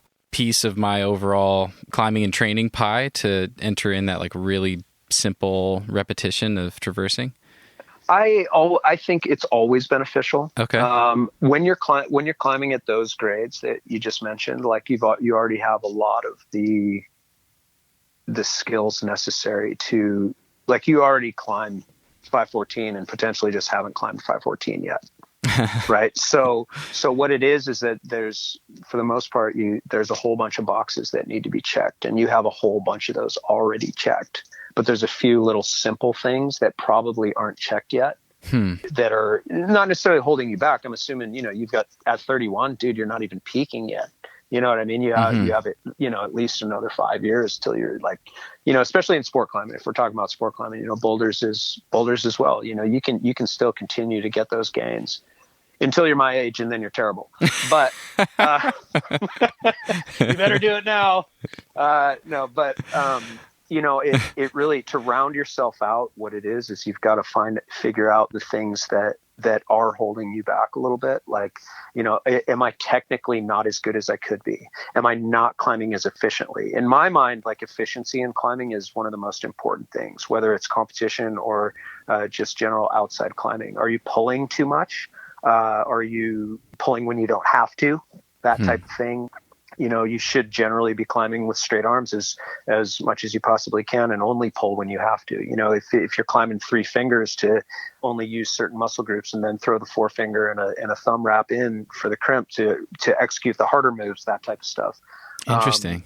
There's a whole bunch of different ways to climb more efficient. And in hard sport climbing, it really comes down to, like, if you climb V10, you already have, the strength to climb 514 all day, right? But it's a matter of being able to execute those movements, which generally at 14A, 14B, the moves, you might find some V9 in there, right? But you're not, maybe some V8, but sometimes, like, not even. Totally. Not even. A lot of time it's just a bunch of V7 moves, which generally you should be able to eat up all day. But it comes down to being able to do a bunch of those, and every route's different, of course. That's just sort of a blanket statement there. But being able to climb more efficiently, have the stamina to be able to execute hard movement when you're 30 meters off the ground. Those are the types of things that a lot of people are lacking when it comes down to climbing hard sport routes. I've seen a lot of people be able to climb 514 without really being able to climb much harder than V6. Wow. Because of their ability to hold on for long periods of time. They train power endurance, tons of circuits on the spray walls, those types of things. I mean, circuiting is, in my mind, circuiting on spray walls is probably one of the best ways to, get yourself up there in hard sport climbing. Okay. That being said, I also feel like it's very important to make sure that you have that rope time. Being comfortable on a rope, not thinking about rope climbing while you're rope climbing, being more efficient, fluid, all those types of things, making sure your clips are right, whatever, just you see and you watch, really, like, you watch World Cup at all? I'm assuming you do at one point or another. Yeah. You watch someone like Jakob sport climb, right? And then you see someone like Tomoa sport climb, and often they get to the same spot. But who's the real sport climber, right? It's Jakob all day. And it's because his movement is almost perfect. He's more efficient than anybody. And he's just one of many of the guys out there and girls out there that climb so well on sport routes. And it's not because they're overly strong. He happens to be, Jakob, of course, overly strong and boulders at an incredibly insane level too. But when we're talking about Tomoa, who is like so much gnarlier than most dudes out there on boulders, right? He's able to power his way and climb his Tomoa style through sport routes, but that's not because he spends tons of time on a sport wall. It's because he's sort of that next level of something else. But, I feel like more guys out there and gals out there, like the best ones are the ones who generally look the best. And the reason they look the best is because they're the calmest, they're most relaxed, and they climb the most efficient through sport routes. Boulders is a little different because, as you know, you can hold your breath for 40 seconds and you're at the top. But that's a different ball game in itself. But yeah, so to answer your question, I do feel like that concept is still very important, even climbing at a very high level. The concept of easier movement for longer periods of time. In your particular case, you're trying to break through on something like that. It would, you go to the spray wall and you set yourself up 25 to 45 move circuits, with, Sean or Drew or any of our top athletes or gals as well. We'll go in and we put up a lot of the time it's just with a stick, and we'll point, say 35 moves. They have to remember the moves. I'll generally point it twice or whatever. With Sean, I usually only have to point it once. Wow. And he'll remember. Well, it's something that we worked on too. And it's the ability to then remember the movement also has a lot to do, because especially in competition, you're training for on-site climbing, right? So you've got to be able to remember the movement when you go out for the preview, that type of thing. Is that hands and feet or just hands? Depends on the circuit that we're putting up. Okay. So sometimes we'll do, all for feet, and sometimes we'll do, tracking. Sometimes we'll just say small chips or whatever it is, that type of thing. Okay. A lot of the time when they're training for the harder stuff, it will be a tracking situation. And the movement that I would be coming up with would allow for that, where it's a lot of hand foot, and especially when you're training World Cup style sport routes, if you notice, they're not putting a lot of feet on, so it's a lot of hand-foot match, a lot of volume style climbing on the sport wall. So that's sort of how the type of circuit that I would set for them. And usually we would do one, they run through it once. If it's hard enough, they're not sending it right off the bat, and then rest for whatever, 8 to 10 minutes, and then give it another go and try and send. And if it doesn't go in a couple goes, then we'll usually come up with another one. Okay. Because really, it's not about sending the proj necessarily. It's not about sending the circuit. It's about the work that goes into it, the attempts. Okay. That type of thing. Interesting. So, yeah. Well, I know that kind of, that really glycolytic output is some of the stuff that requires the most recovery time, and is kind of the most taxing. How do you program that? Like, how many total reps will someone do in a session, or would you recommend for someone like me? And I'm sure you're not doing that every day, or no. Yeah. Okay. No, so what does that look like? Well, it depends on the athlete. Yeah. Drew could probably do it every day. Yeah. And that's the thing, is that for it to be as effective as it can be for someone like Drew or someone like Quinn or Sean or, the other long list of strong kids that are out there, yes, they could do it every day, but it wouldn't be as effective, right? Because the work that goes into a day like that is pretty significant. So it would maybe be 2 days a week. Okay. But of course, the rest of the other days of the week, we're doing other stuff, or they're doing other stuff. Right? Sure. But for that type of load, it's, I'm for the longest time, a lot of the training that we've done, I base off of track and field training and middle distance and that type of stuff, just because I'm very familiar with that as well. And I find that it translates like really well. Interesting. So like a lot of the drills and a lot of the things that we do are based off of stuff that you would do at the track, just adapted to climbing and in the gym. And it's the same concept. At least for me, I look at it that way. And so it makes it understandable. Cause I don't have a degree in sports physiology or anything like that. It's not, my education when it comes down to training is strictly from personal experience and working with the kids. That's amazing. And tons of books, of course, that I've read, but let's be honest, I get halfway through. I will be honest with you. I get halfway through a training book and sometimes it's way over my head. And I'm just like, oh man, I don't know what that means. And I don't really have a concept of that. So, cause I'm a very visual learner, right? Like YouTube has changed my world. Okay. Right? Because if you can go ahead and show me a book on how to pull the motor out of your Volkswagen and put a new one in, dude, it would, like, I wouldn't be able to do it, but you show me a YouTube video of it happening and I got that all day. So that's why for me, most of my training education came from working with the kids right in front of me and testing things out on them. And then more to the point, testing it out on myself to make sure it was going to work, that type of thing. So, yeah, I mean, that's just sort of the idea, is that for each athlete, it's different, right? There are some kids when they're younger, like I would actually circuit them, maybe 3 days a week, maybe 4 days a week, depending, because the intensity level wouldn't be as high. Okay. And we would be doing it like someone like Sean, he would do maybe 8 sets in a 2-hour period. Right. Wow. So 6 to 8 sets in a 2-hour period.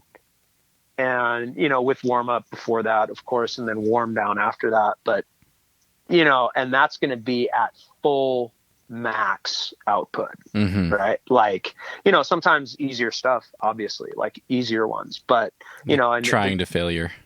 Yeah. Trying to failure. And then if you fall, you get back on, because ultimately it's just training anyway. It's not about sending the circuit, that's not it. It's like, it's about it's doing the work involved there, that type of thing. So I think, and the difference between a 25 move circuit and a 45 move circuit and the intensity level between each is, that also plays in. That's a factor that we deal with too. So, it's going from straight power to power endurance, and the climbing terms anyways, the actual, medical terms or whatever sports science terms I wouldn't be able to tell you, but, power endurance, and then just straight endurance / stamina. It's like you can do all this on a spray wall. So if anyone ever asks, like, what is the number one thing that you need to train for climbing, in my mind, it's just a spray wall, dude.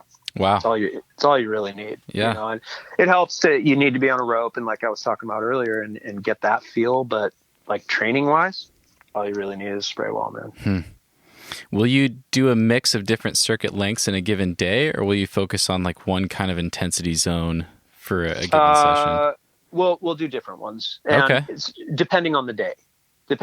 Some days are, we'll do a 25, we'll do a 35 and a 45, or whatever it may be. Sometimes it's even 15, right? And 15 at the level being, let's say V7 is your max, the level being V7. Just a long V7 boulder. Yeah, a long V7. And then when we start putting it into the 25, maybe it's V6, and then if it's 35, maybe it's V6, it just sort of depends on the day. And, because we're around the kids so much, and we run practice Monday through Friday and most of the year, I like to think, and I know they would agree, that we're really in tune with each one of the athletes. So we know what they're doing last month and this month, and more to the point, like we recognize who they are that day. It's like they come in, they're not feeling it, or they're coming in, they're on fire that day. And it's like, okay, cool. We're going to go ahead and we're going to do this. And, so-and-so is having a bad one on this particular set. So let's dial this back. It's never just blanket, you're doing this, unless we're doing the repetition and sort of the mileage build, that type of thing. We have certain drills for that where it's like, we tell them to do this and I can go take a nap. I don't, but, but they're going to execute, and it doesn't really matter how they do the drill, because it doesn't require, instruction. It doesn't require correction. It's not like that. It's just about repetition and mileage on the wall, that type of thing. I want to back up a second and ask you a question back to the traversing thing. Climbing gyms have changed a lot, and a lot of climbing gyms don't have the density to really be able to just make up a traverse circuit anymore. Totally. I had Nathan Hadley on the show. He's a route setter at Seattle Bouldering Project. I'm very familiar with him. Okay. Yeah. He really awesome. likes these. He's awesome. He really likes these Fontainebleau style circuits that they have set up. Yeah. And for his easy mileage, he'll just literally pick like 50 boulder problems, V0 to V3 or 4 or whatever the top end of his easy is. Yeah. And he'll just run those. And I was curious, for someone that doesn't have a traverse wall or a spray wall in their gym and they just have like a more commercial style bouldering gym, do you think that sort of approach would provide the same benefit that you're talking about with the traversing? It provides a very similar benefit. Okay. For sure. I feel, I do that as well. The same thing Nathan's doing. Like I go into Boulder Project and I'll do like the entire blue and, well, not their blue. Their blues are like V13, but they say they're V6. You guys are lying. I know you're lying. But anyway, I'll go in and I'll do like, the entire green and the entire red circuit or whatever, that type of thing in a day. And I feel like that's very beneficial as well. Okay. That can provide a very similar style of training. I am also a very true believer that it's pretty important to be able to get time in where you don't get the rests. Because what you're trying to do, if you're familiar, and a lot of people are familiar with arc training, where you're trying to create a certain type of pump, you're trying to create, a certain level and holding it there so that your veins are filling up, your forearms are filling up and they're staying there, yet you're still able to perform while they're filled up at that point with the lactate or whatever.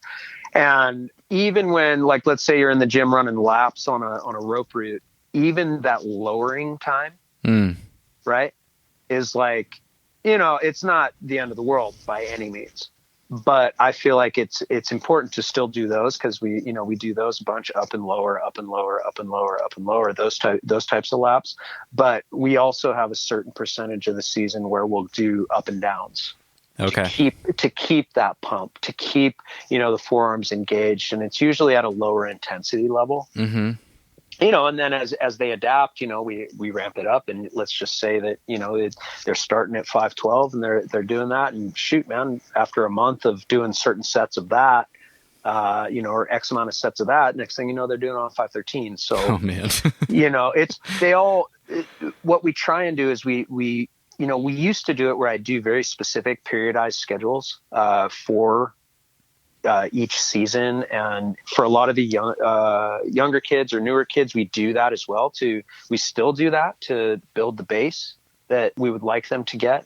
But for our athletes that have been with us for, a handful of years or whatever, they've been training a long time, they have a great base. We're going to mix it up in a week, and they're going to do 5 different concepts of training, that should hit on all of the things because of the way the comp schedule works out. Like, even if we're in the middle of rope season, especially the way routes are set now, man, you're going to have to be able to still have boulder power.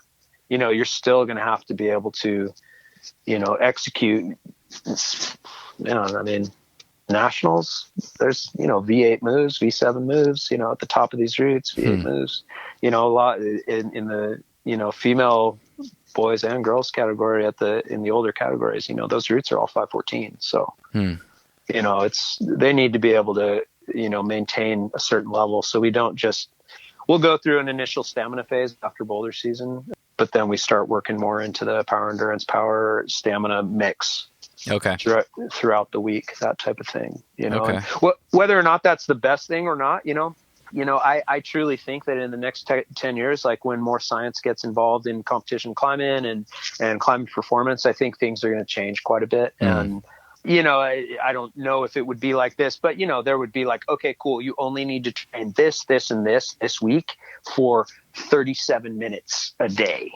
Uh-huh. And then you threw a couple of these things in there, and then that's the optimal training, right? Which I'm not saying that's what it would be, but I think honestly, science and medicine and sports medicine is going to take off, with everything that's getting thrown in there, and especially because of the Olympics, like what they're going to be developing in climbing training is something I'm excited for sure. And first things first, I'm going to hire the person who's going to know the most about that.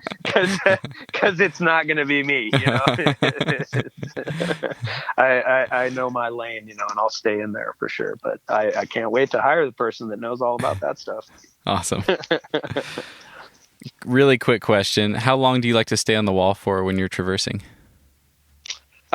For like arc sets, generally it's like a 20 to 30, 40 minute max. It's like, okay. I for me personally, I never liked to go more than 30 minutes. Okay.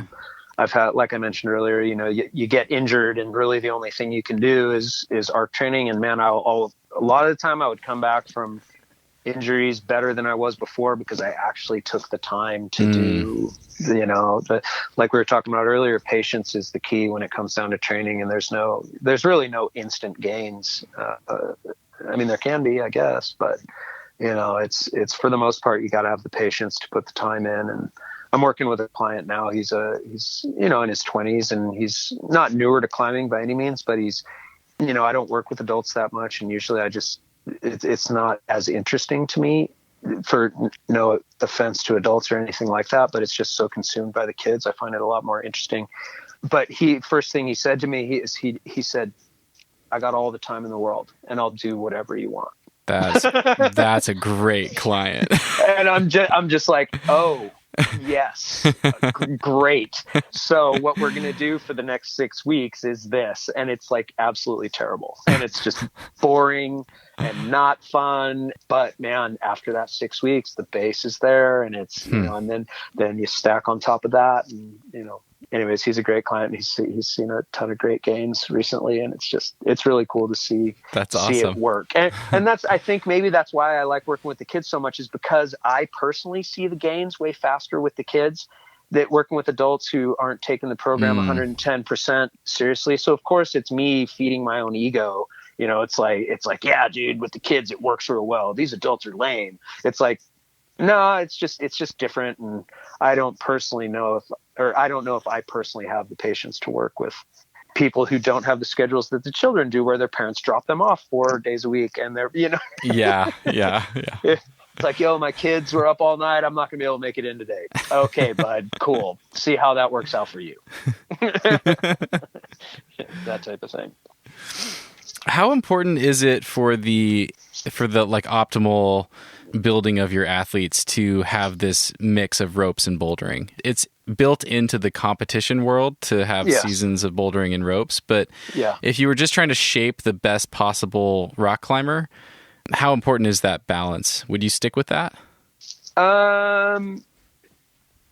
My personal perspective on that is yes. Okay. I would for sure. But I also feel, and to explain that, I feel like the best boulderers out there also should have and do have a pretty good understanding of ropes, and vice versa. And in my mind, it's real important to be a well-rounded climbing athlete if you want to climb V16.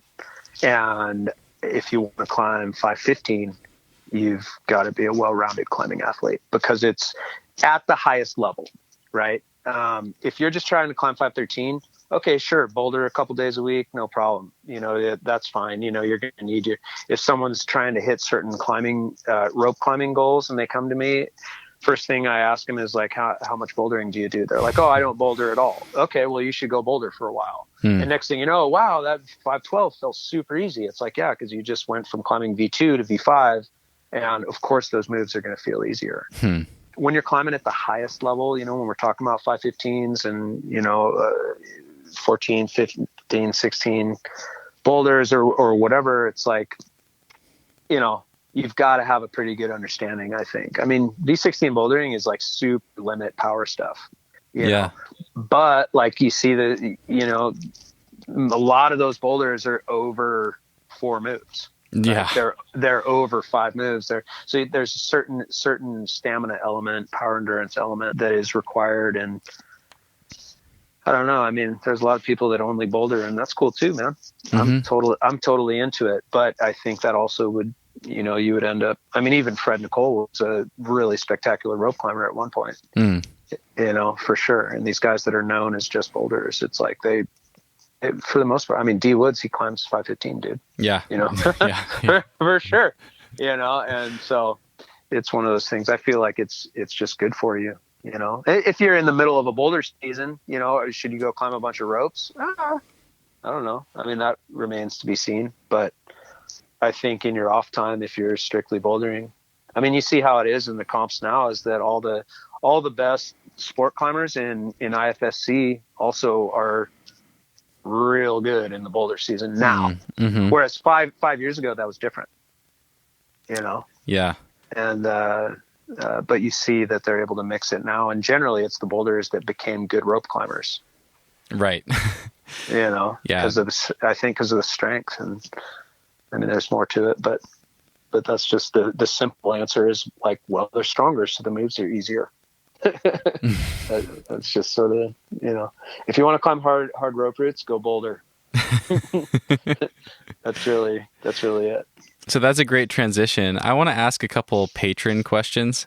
Mm-hmm. I'm starting something new, and I've got some patrons supporting the show, and cool. A couple of them submitted questions for you. Oh, awesome. Oh, that's great. Yeah, and one of them is really relevant to that. So Adriel Stokes, he wanted to know, he sees power endurance as his main limiting thing, his main weakness. Mm-hmm.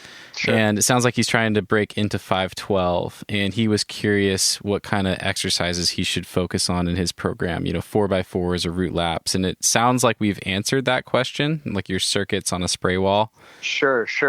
And actually I can get pretty specific about that when we're talking about, the 512 grade. 4x4s are great, and running laps on ropes is great too. But what's really nice about circuits on a spray wall is that you can tailor it to exactly where you're at and what you're going for, right? And if you're in the boulder room and you have a circuit going, or there is a spray wall in your boulder room, and usually they'll put the spray wall on something that's kind of steep.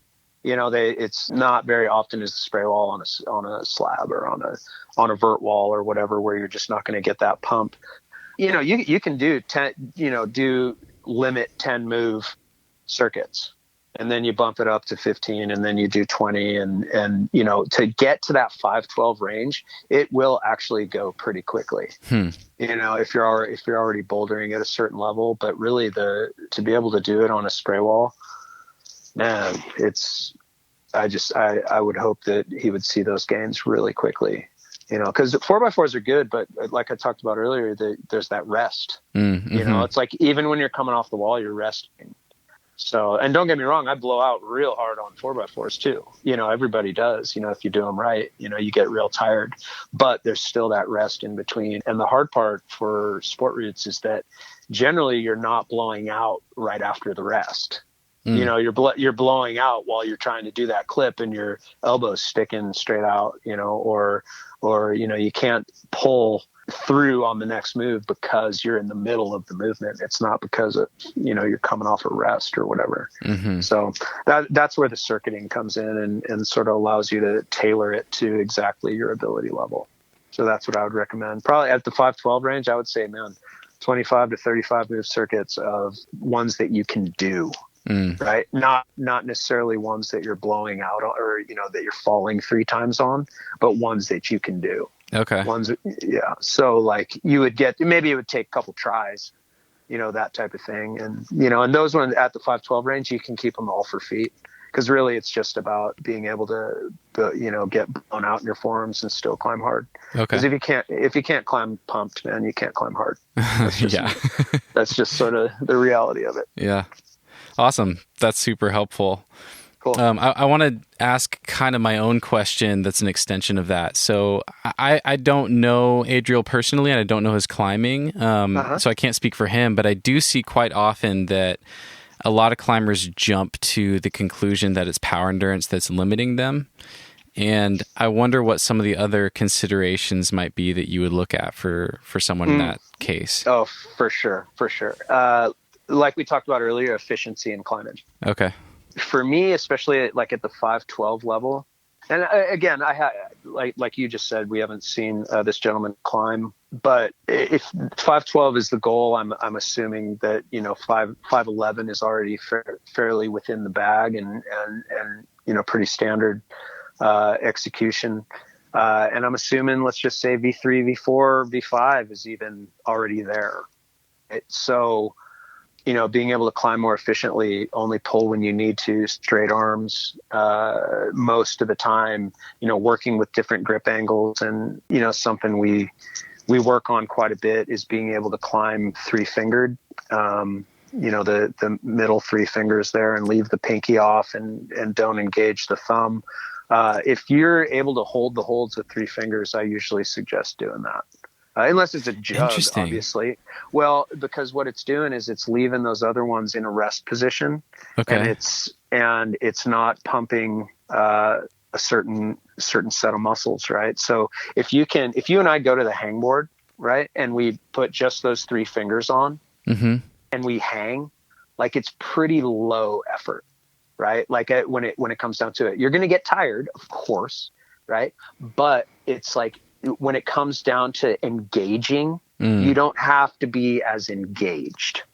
Okay, because all 3 of those fingers are similar length and you're truly in an open position. That's right. You're hanging off your bones. I got it. And that the easiest way to put that is you're hanging off your bones. Uh-huh. And interesting. When you throw the pinky on, right, you're engaging more, it's more engaged, and I guess you're using more of the muscles. Sure, more muscular engagement. Yeah, totally. Yeah. I mean, I know I sound super novice to like a bunch of the trainers out there who know the actual terminology for all this, but guess what, guys, I don't. No, this is you're like maybe changing my entire sport climbing paradigm right now. Awesome. Yeah. We're on track. It's funny because I've seen Drew do this for years, but I was always like, he's so damn strong, he doesn't even need all his fingers. I didn't realize why he was doing it. Yeah. Right. It really, if you train it, you will find that you'll be able to actually 3-finger most of the holds that you, especially in sport climbing, right? In sport climbing, because when we're talking about hard sport climbing, like the holds generally are much bigger than hard boulders. Mm-hmm.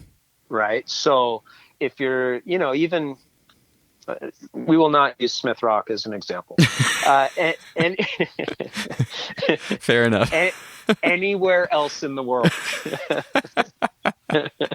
Damn. Yeah, right. I've seen Drew do this at Smith. Oh yeah, no, for sure. I mean, you can do it at Smith. I mean, we all do it at Smith. But yeah, it's like you're going to be able to train it, and you're going to find that when it comes time, you're mid-route, and then you throw the pinky and even a crimp on, you're going to have significant power reserves to go back to my original point, is only pull when you have to. If the rest of the time you're climbing off your bones, right, and you're keeping an open hand with just 3 fingers, you're just engaging off your bones for the most part. A much less percentage than if you had your pinky and your thumb on and you're crimping every hold going through it. You know what I mean? Well, I know when I'm fit is when I can 3-finger most of the stuff. When I'm not fit, I'm throwing crimps on everything. Interesting. Right. So, but that's also because I've trained, thousands and thousands of reps 3-fingered, just like most of our kids. And a lot of our kids actually start climbing 3 fingers, and we have to teach them how to crimp. Interesting. Okay. Because when you're young, like the strength to weight ratio is so significant that they're just 3-fingering everything anyway. Yeah. And like throwing a crimp on there, like actually kind of hurts. Sure. Yeah. It's like, this hurts, so I'm just going to 3-finger everything. But then, as you know, when you start getting down into a certain hold size, when they're super tiny, like, dude, you're going to have to crimp these things. Mm-hmm. And it's just another tool in the bag, really.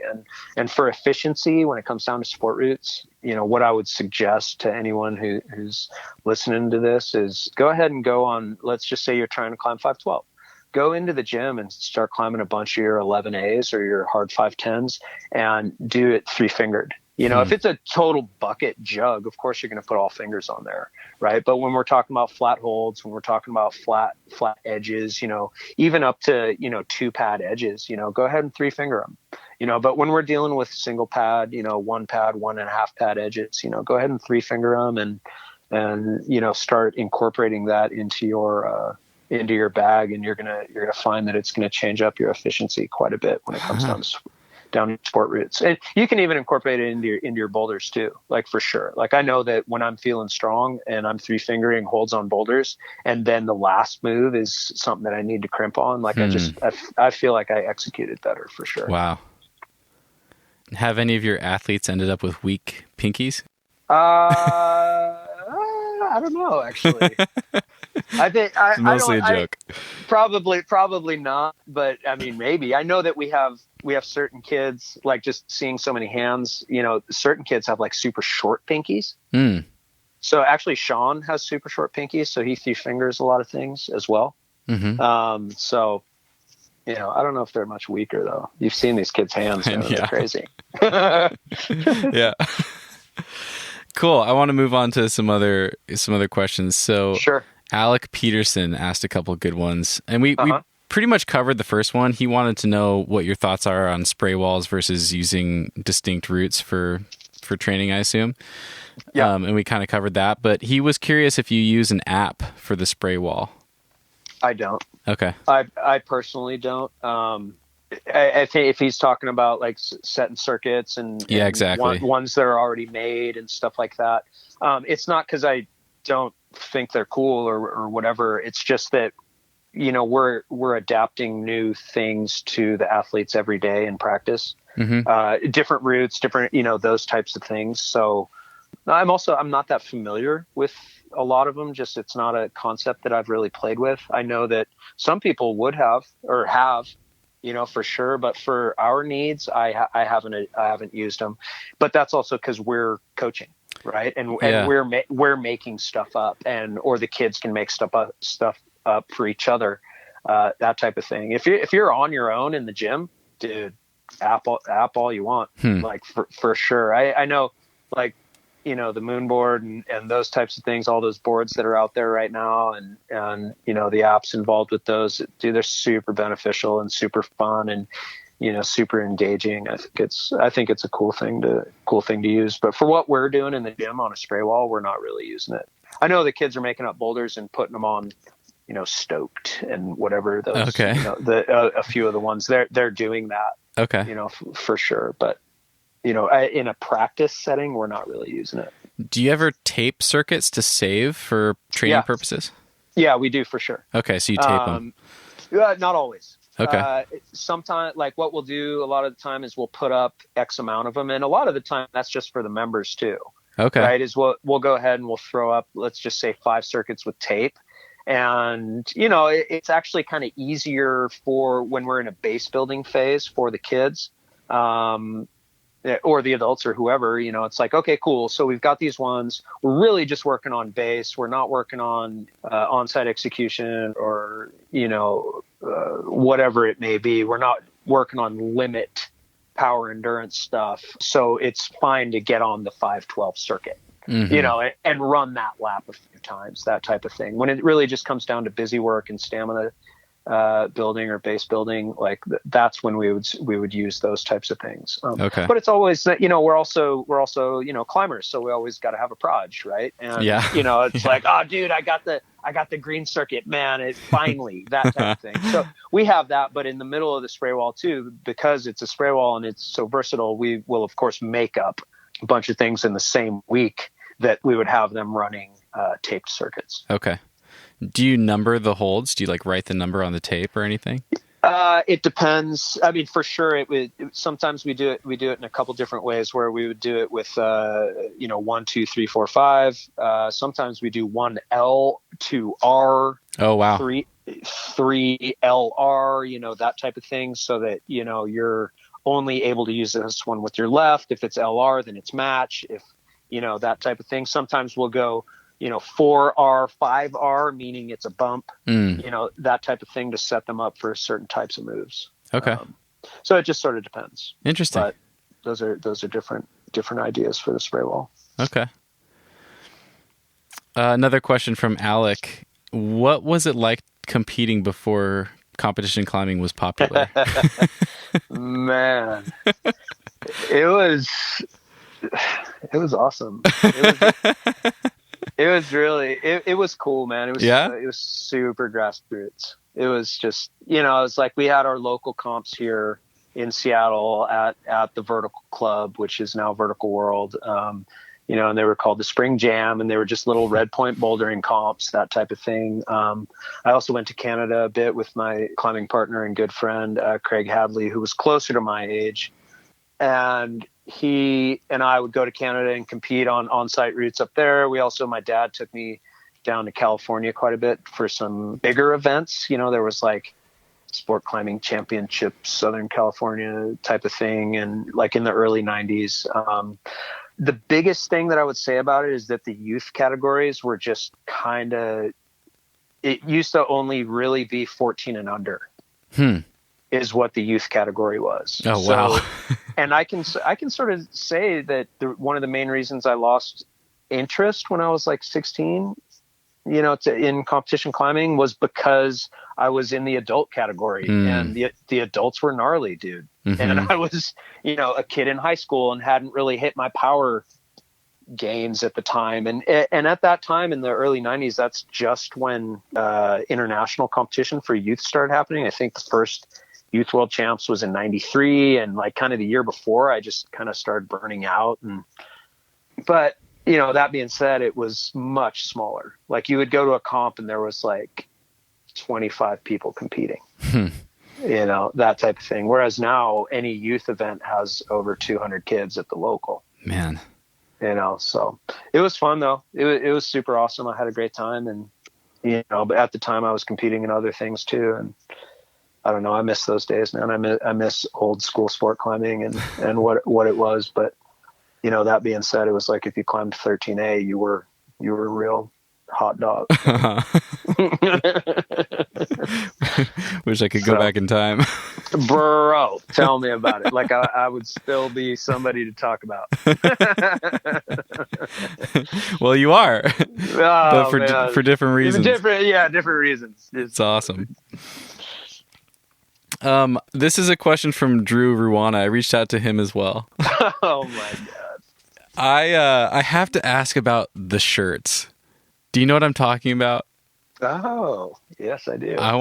Perfect. I want to ask about the shirts and maybe, I don't know, how the shirts came to be, or what was the latest shirt. I'd just love to hear about the shirts. Sure. I assume he's talking about the, I get these shirts made, right, with World Cup competition athletes on them. Right. So I'll take a picture, I'll steal it from the internet, or generally I actually reach out to Circuit Climbing and Eddie, who does all the IFSC pictures. I usually take one of his pictures because they're the easiest to find and usually the best ones that I can get. And then I'll get them printed on a shirt. And initially I got a Sean Bailey shirt made, and then I had Drew Ruana shirts made, and this is just for you, right? Well, there's a few reasons. One, of course, because, it's just for me and I want to support our guys and I think it's cool and whatever. And, it's kind of corny, but, like you see. No, it's great. You see moms with pictures of their kids on their shirt, you know what I'm talking about? Or pictures of their dog, on their shirt. Well, that's me. But, but with them, one thing that we have going on at Climbing Team is that we have a bunch of really top level athletes, which we're super lucky to have. And with that, what that does is that makes it kind of the norm for the younger kids, right? The younger kids are like, those guys are on my team. Sean Bailey is on my team. He was there at practice the other day. Drew Ruana is on my team. Right.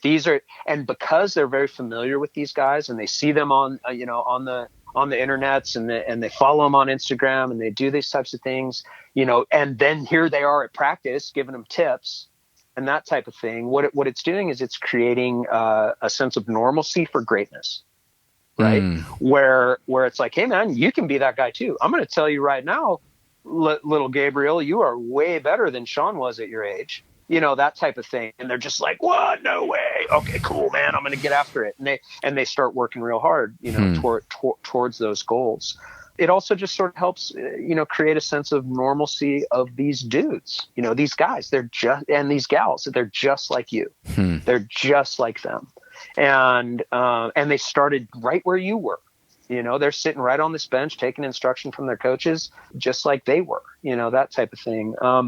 So I also started then, after I got our home team guys, I started getting ones of, like Tomoa and Aikio and, Adam Andra and Sharma and, the list. I've got close to 20 of these things made of all these climbers. And what we do, and I did this more last season. This season was a little bit different, but last season what we did was, we would send out homework every single week to the kids. And it's mostly for the younger kids. I don't expect the older kids to do it, right? But, when you were younger, you had probably some sports heroes, right? And the same way that when I was younger, I had some sports heroes. And you would have pictures of these dudes in your room, like Michael Jordan, or in my case, dating myself, of course. But, it's like you had these sports heroes. But in this day and age, like, competition climbing is such a thing. And these kids, like, I'd say even 5 to 10 years ago, like, the only climber they really knew was Chris Sharma, right? They didn't know the rest of the dudes or gals out there that were doing this stuff, because it's not an everyday thing, right? And now with social media, and now with they have the ability to get this type of information and this type of hype on these people. So what I would do is I get these shirts made and I send out homework every week, and I say, okay, so this is the athlete that you guys are studying this week, right? And let's just say it was, Jakob Schubert or whatever. And I would send it out on Friday, and then by Monday we would sit them all down, and I'd be like, okay, cool. And I would take my sweatshirt off, and there's, a picture of Jakob.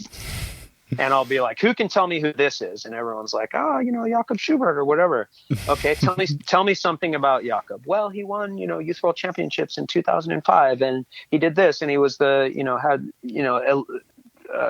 was the only person to win 11 straight World Cups or whatever it was. They start rattling off all this info, right?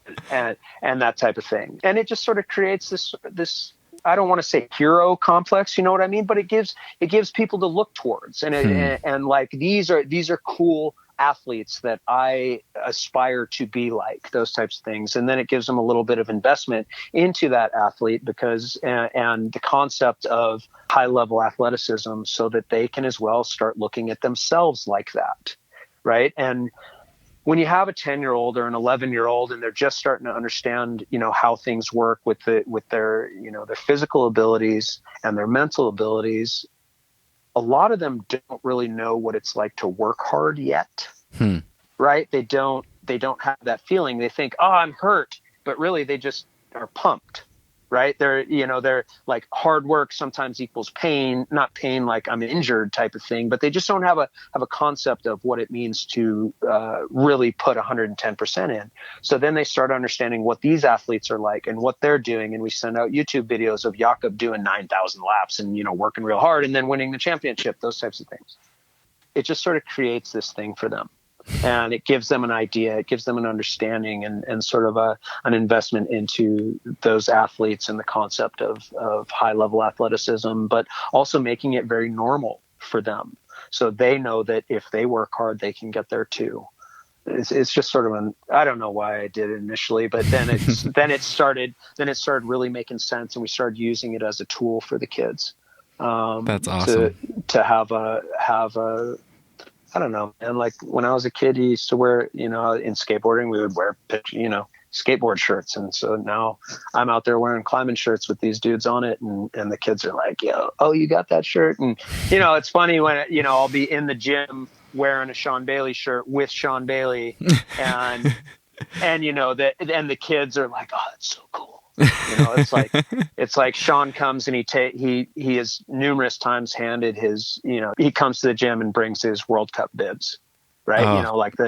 And he'll give them to an unsuspecting toddler, who is just like so excited, that he got that. When Drew's around, it's the same thing. And our other athletes that are moving in that same direction, and whether it's 5 years from now or 2 years from now or whatever, it's going to be that same idea, where we have this thing, a vertical world climbing team that just continues and continues and continues. And the concepts are there. The methodology is there. And by the time I'm able to retire and hand it off to all the young ones that are there doing the thing, the same idea there, and maybe it changes. I'm not holding dear to any specific concepts. It's not like that, but it is still the same thing that it's always been, is that it's vertical climbing team, and it's family, and we all do this for a reason, and it sure as heck isn't winning championships. That's nice too, though.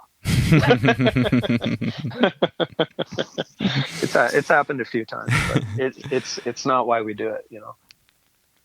So cool.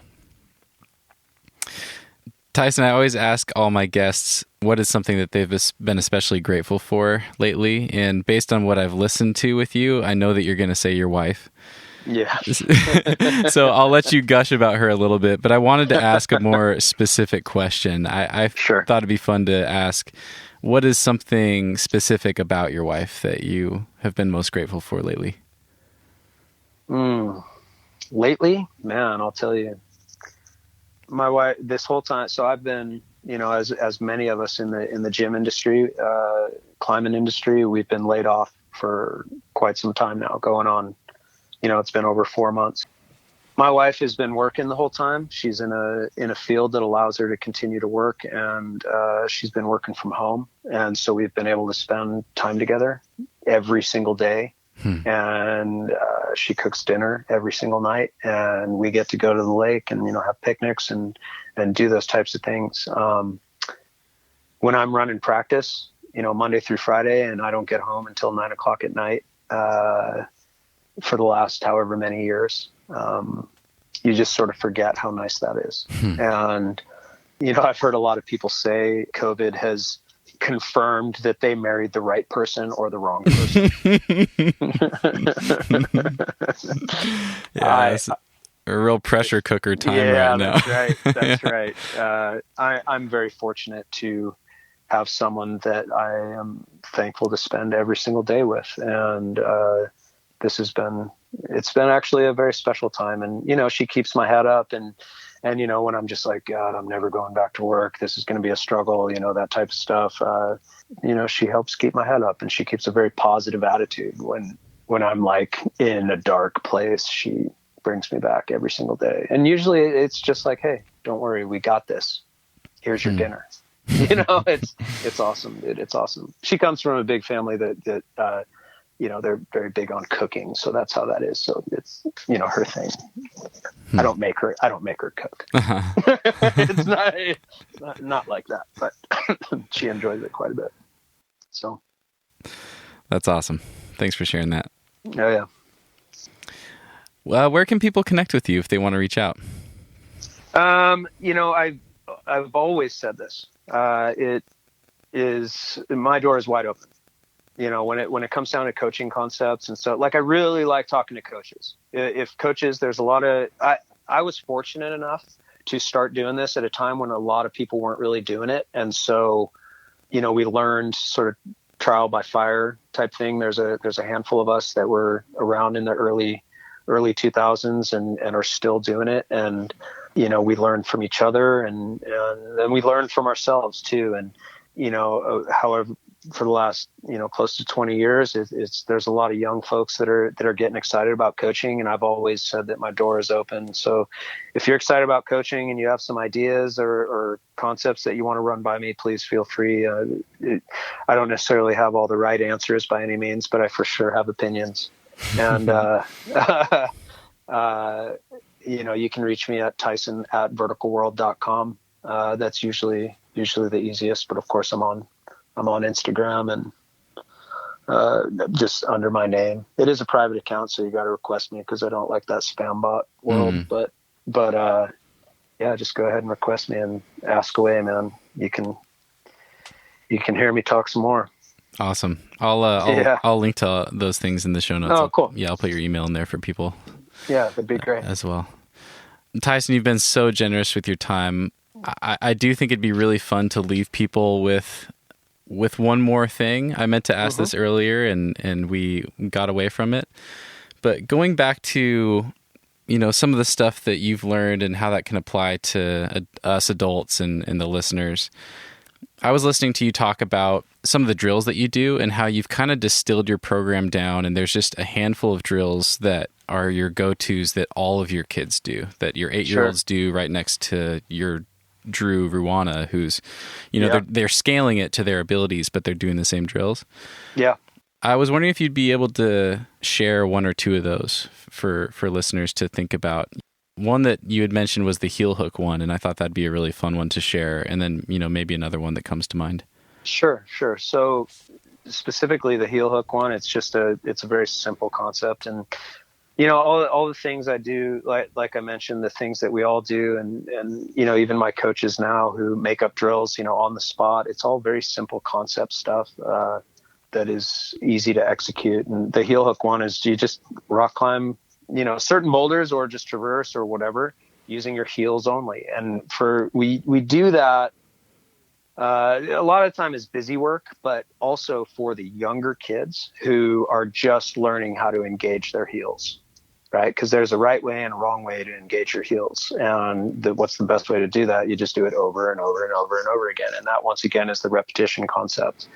Dude, it doesn't feel right and it doesn't look right. And it's, it's pretty hard to do, on certain types of holds, but next thing you know, you're pretty good at heel hooking really small holds. And as you know, when you boulder at a certain level, the handholds become unholdable without heels or without certain toe hooks or whatever it may be. So it just throws another tool in the bag. So you're going up heels only. You're going up a boulder problem, but just placing your heel on all the normal footholds. Correct. And are you doing that with both heels in the same go, or focusing on the right and then the left, or? Generally it's both heels. Okay. Like heels only. Yeah. Heels only. Man, that sounds hard. Well, you know what? If you go in but you dial it down, right? Yeah. Let's say you're a V6 boulderer, you would go ahead and dial it down to V3 just to get a feel for it, and then you move up to V4 or V5 or V6, or sometimes we'll go in and the kids will be like, I just did heels only on that boulder. it's like, that's gnarly. It just throws something else in there, because again, when you're indoors, it's never about sending the white proj. You know what I mean? It's like it is, but it isn't. It's like, okay, cool, man, we're going to take that down tomorrow. It really doesn't matter. It's about the training, right? So that's just it just throws another thing in there, another, variable. But at the same time, it does teach something. And that sort of brings up into this next drill, what we call fives, where it's 5 drills per boulder problem. For 5 boulders, right? So it's kind of a power endurance thing, but really it's more of a technique thing. And to be fair, it's a full blowout thing too. So you pick whatever type of drills you want. Let's say here's a boulder, and you and I are at the wall, and I'm looking at the boulder, and it's an orange one, and it's V6 or whatever. And the first drill is lock off drill. So you go through the boulder and you do it fully locked off. Each move, you lock it off at 90 degrees, hold it for 3 seconds, and then complete the move. That's one drill. Then the next drill is, these are all examples that you can put whatever type of drills you want in there, just as an idea how, okay, guys, we're doing this 5. These are the drills you're doing. And they all, because they hear it all the time, they know what drills, when I yell the drills out, they know there's 5 of them. That's what they're doing. So sure. The second drill, for example, let's just say would be the 1-arm drill. So you do the same boulder, the yellow or the orange what did I say, V3, the orange V3 or whatever, and you do it 1-arm. So that means you do a full 1-arm pull on that hold with your feet on, obviously, or if you can do it without, good for you. But you do it, 1-arm pull, and then you do the next move, and then you do a 1-arm pull again, and then disengage, and then the next move you do a 1-arm pull, and that type of thing. Then the next drill, for example, we'll do left foot drill, and what that means is that you will do that same boulder problem, with your left foot only. You cannot use your right foot. You only use your left foot. And then right foot. So then you do that same boulder problem, right foot only. And then one more would be we do drop pulls, which on each move you'll do the move, cut both your feet, and do a pull-up on the holds, and then put your feet back on, hit the hold, or do the next move, cut your feet again, do a pull-up on it. Oh, that's cool. I like that one. Yeah. So what it's doing is it's giving you, obviously you're getting tired, right? But it's also giving a whole bunch of different variables to the type of climbing that you're doing on the same boulder problem. And, for example, when you're doing a right foot or a left foot drill, if you're climbing a boulder problem with only your right foot, what's that doing for you? One, it's teaching you different types of positioning, like awkward positioning, because let's be straight. If you always just had your feet under you, everything would be 5'11", right? Or whatever. Mm-hmm. So in competition, a lot of the time, just being a setter and knowing how setters think too, okay, we're going to put the foot, here's where the foot needs to be. We're going to go ahead and put it 5 inches up and to the right. So that creates a different type of positioning, and it's awkward by giving them, and makes the move harder or achieves the difficulty that they're looking for. When you are doing it only with your right foot, that just creates a whole bunch of different types of positioning, different from the way the boulder problem was set. It teaches you to flag differently. It teaches you inside flags. It teaches you, a whole bunch of technical stuff or techniques while executing, a stamina drill or even, power movement or whatever. It's like that drill in itself, like the 5, basically hits on all the aspects of climbing that you really need. And so we've been running that drill for 10 years, and it is so boring. And when I call it out, everyone's like, oh God, but to be fair, there's no reason not to run it. And so I just listed off 5 boulders or five drills to you on one boulder. Mm-hmm. And then you go, let's say we go to the black V6, and then you do the same 5 drills on that boulder, and you do 5 of them. And sometimes we'll just say, hey, you're only doing 2 sets of a 5. Right. So that way they're just doing 2 sets. It depends on what we're doing. So, okay. But those are a couple drills right there that we use fairly regularly. And, we use it on 8-year-olds and 9-year-olds all the way up to, Drew and Sean will still run those when they come home and they do training sets in the gym, because it's just a general sort of go-to for getting blown out. They're doing it on V10. Right. But, it's like, it definitely gets the same idea for them as it does for a 9 or a 10-year-old. And when you have a big team, that's the biggest thing. You have a bunch of kids in the room. You've got to be able to run drills that work for everybody. We have a lot of, we do a lot of individual stuff, but when you have 12 kids that are all in and around a certain ability level, or even if they're not, even if they're way off, we got some elite national champions working in the same area as, our mediums, who make it to the divisional. They can all still run the same drills and get the same effects because we tailor it to their ability. That's awesome. Yeah, it's cool. With that example of 5 drills that you gave, what's like a ballpark difficulty to shoot for? Like your flash grade, or how do you think about that? I often it'll be like your flash grade. Okay. I think. But once you get more comfortable with the drill and you train it, you can, man. To be fair, like a lot of the drills that we'll do in that 5, like when you're at limit bouldering, it's like real hard to lock off, right? Mm-hmm. Or it's real hard to drop one arm and just do a full one arm on, maxed out side cling. Yeah. That's like totally. Way over there. But, so sometimes it just doesn't work on certain boulders, so if a certain drill isn't working on a certain boulder, then obviously we adapt it to, or we'll have them throw on a couple extra feet. Okay, throw, do this one all for feet for that particular drill, because otherwise it's not going to work. And these are all things that we throw in on a daily basis. So the kids are all very adaptable to that too. Imagine if you started on Vertical World Climbing Team, or any climbing team these days for that matter, at the age of 7. By the time you're 19 years old, you've done thousands and thousands and thousands of hours of training for climbing, and thousands of different drills and different types of drills and all those types of things. Man, you have a real good understanding of training for climbing. And, most of our kids, to get back to what we were talking about earlier, most of our kids, I could throw them in a coaching position and they would know exactly what they're doing. They just have to learn about the leadership aspects and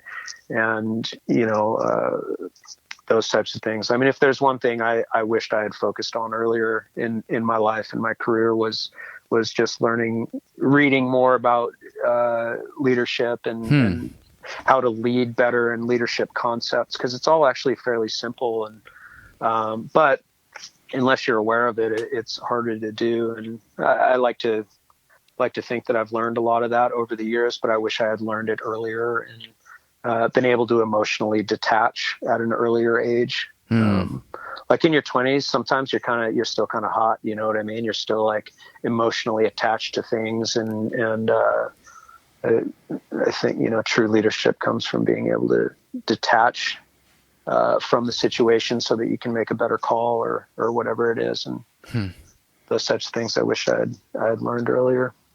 But a lot of our kids are they're learning that early. So that's, I think, because we talk about it a lot in practice. So it's pretty cool. It makes me think of your comment to your coaches. Like, sometimes 12-year-olds are going to say terrible things to you. They are. Yeah, totally. And I think that actually that is a good point, because really it's like, let's just say you're a 17-year-old coach and, a 12-year-old says something pretty terrible. If you freak out on them and get all emotional about it towards them, or think that they're a bad person as a 12-year-old because they said something stupid. I mean, that can be said all the way through, to older people too. But you're going to be less effective as a coach if you get emotionally bummed on what the 11-year-old or the 12-year-old says. What it is it's an opportunity for you to correct them and guide them through that situation, and maybe don't say those dumb things or whatever it is. Our little Susie hurt little Jimmy the other day because she said this, or vice versa. It's usually, the boys, to be honest, that are saying dumb stuff, but it's an opportunity for us to go ahead and help them through that. So, I say this a lot to them. I say, I'll never be mad at you, but I'm always going to call you on it. And I truly believe that. And, it's pretty hard to hurt my feelings if you're a child, because I was there too. Tyson, this has been so great. No, it's cool. Steven, I appreciate it, man. Yeah, it's been so awesome to see a little piece of what you've built just through knowing Drew and seeing his accomplishments, and also, it speaks to what you were just talking about, to meet Drew and to also notice that he's got such a good head on his shoulders. He's such a good kid. His accomplishments haven't gone to his head at all, and I'm sure that you've obviously been played a massive role in shaping who he is, and it sounds like you've done that for more kids than you can count. And yeah, I've been lucky, man. I've been lucky and super, super fortunate to be given the opportunity. And I say this every time, and I'll always say this. I'm just so incredibly proud of who they've all become. And I think it says a lot about, honestly, who they are, man, and their willingness to be those people that they can always, that you always dream of being, man. Like, no one, there are people out there that dream of being jerks, and people out there that dream of being bad people, man, or doing the wrong thing. But, these kids are working towards bettering themselves at all times. And I'm just incredibly proud of them, man.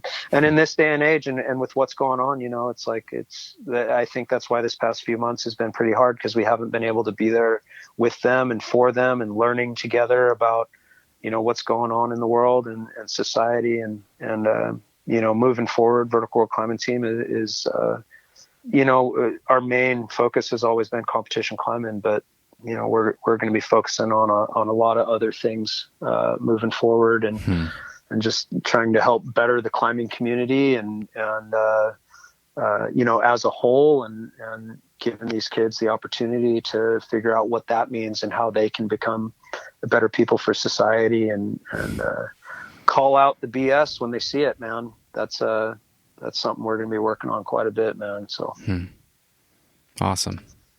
Yeah, man. Well, I appreciate the time. I appreciate you getting a hold of me and giving me the opportunity to talk. Yeah, it's been my pleasure, absolutely. And you've been so generous with your time, and this has been an amazing conversation. I think people are going to have a lot to take away from this. So cool. So thank you. Cool.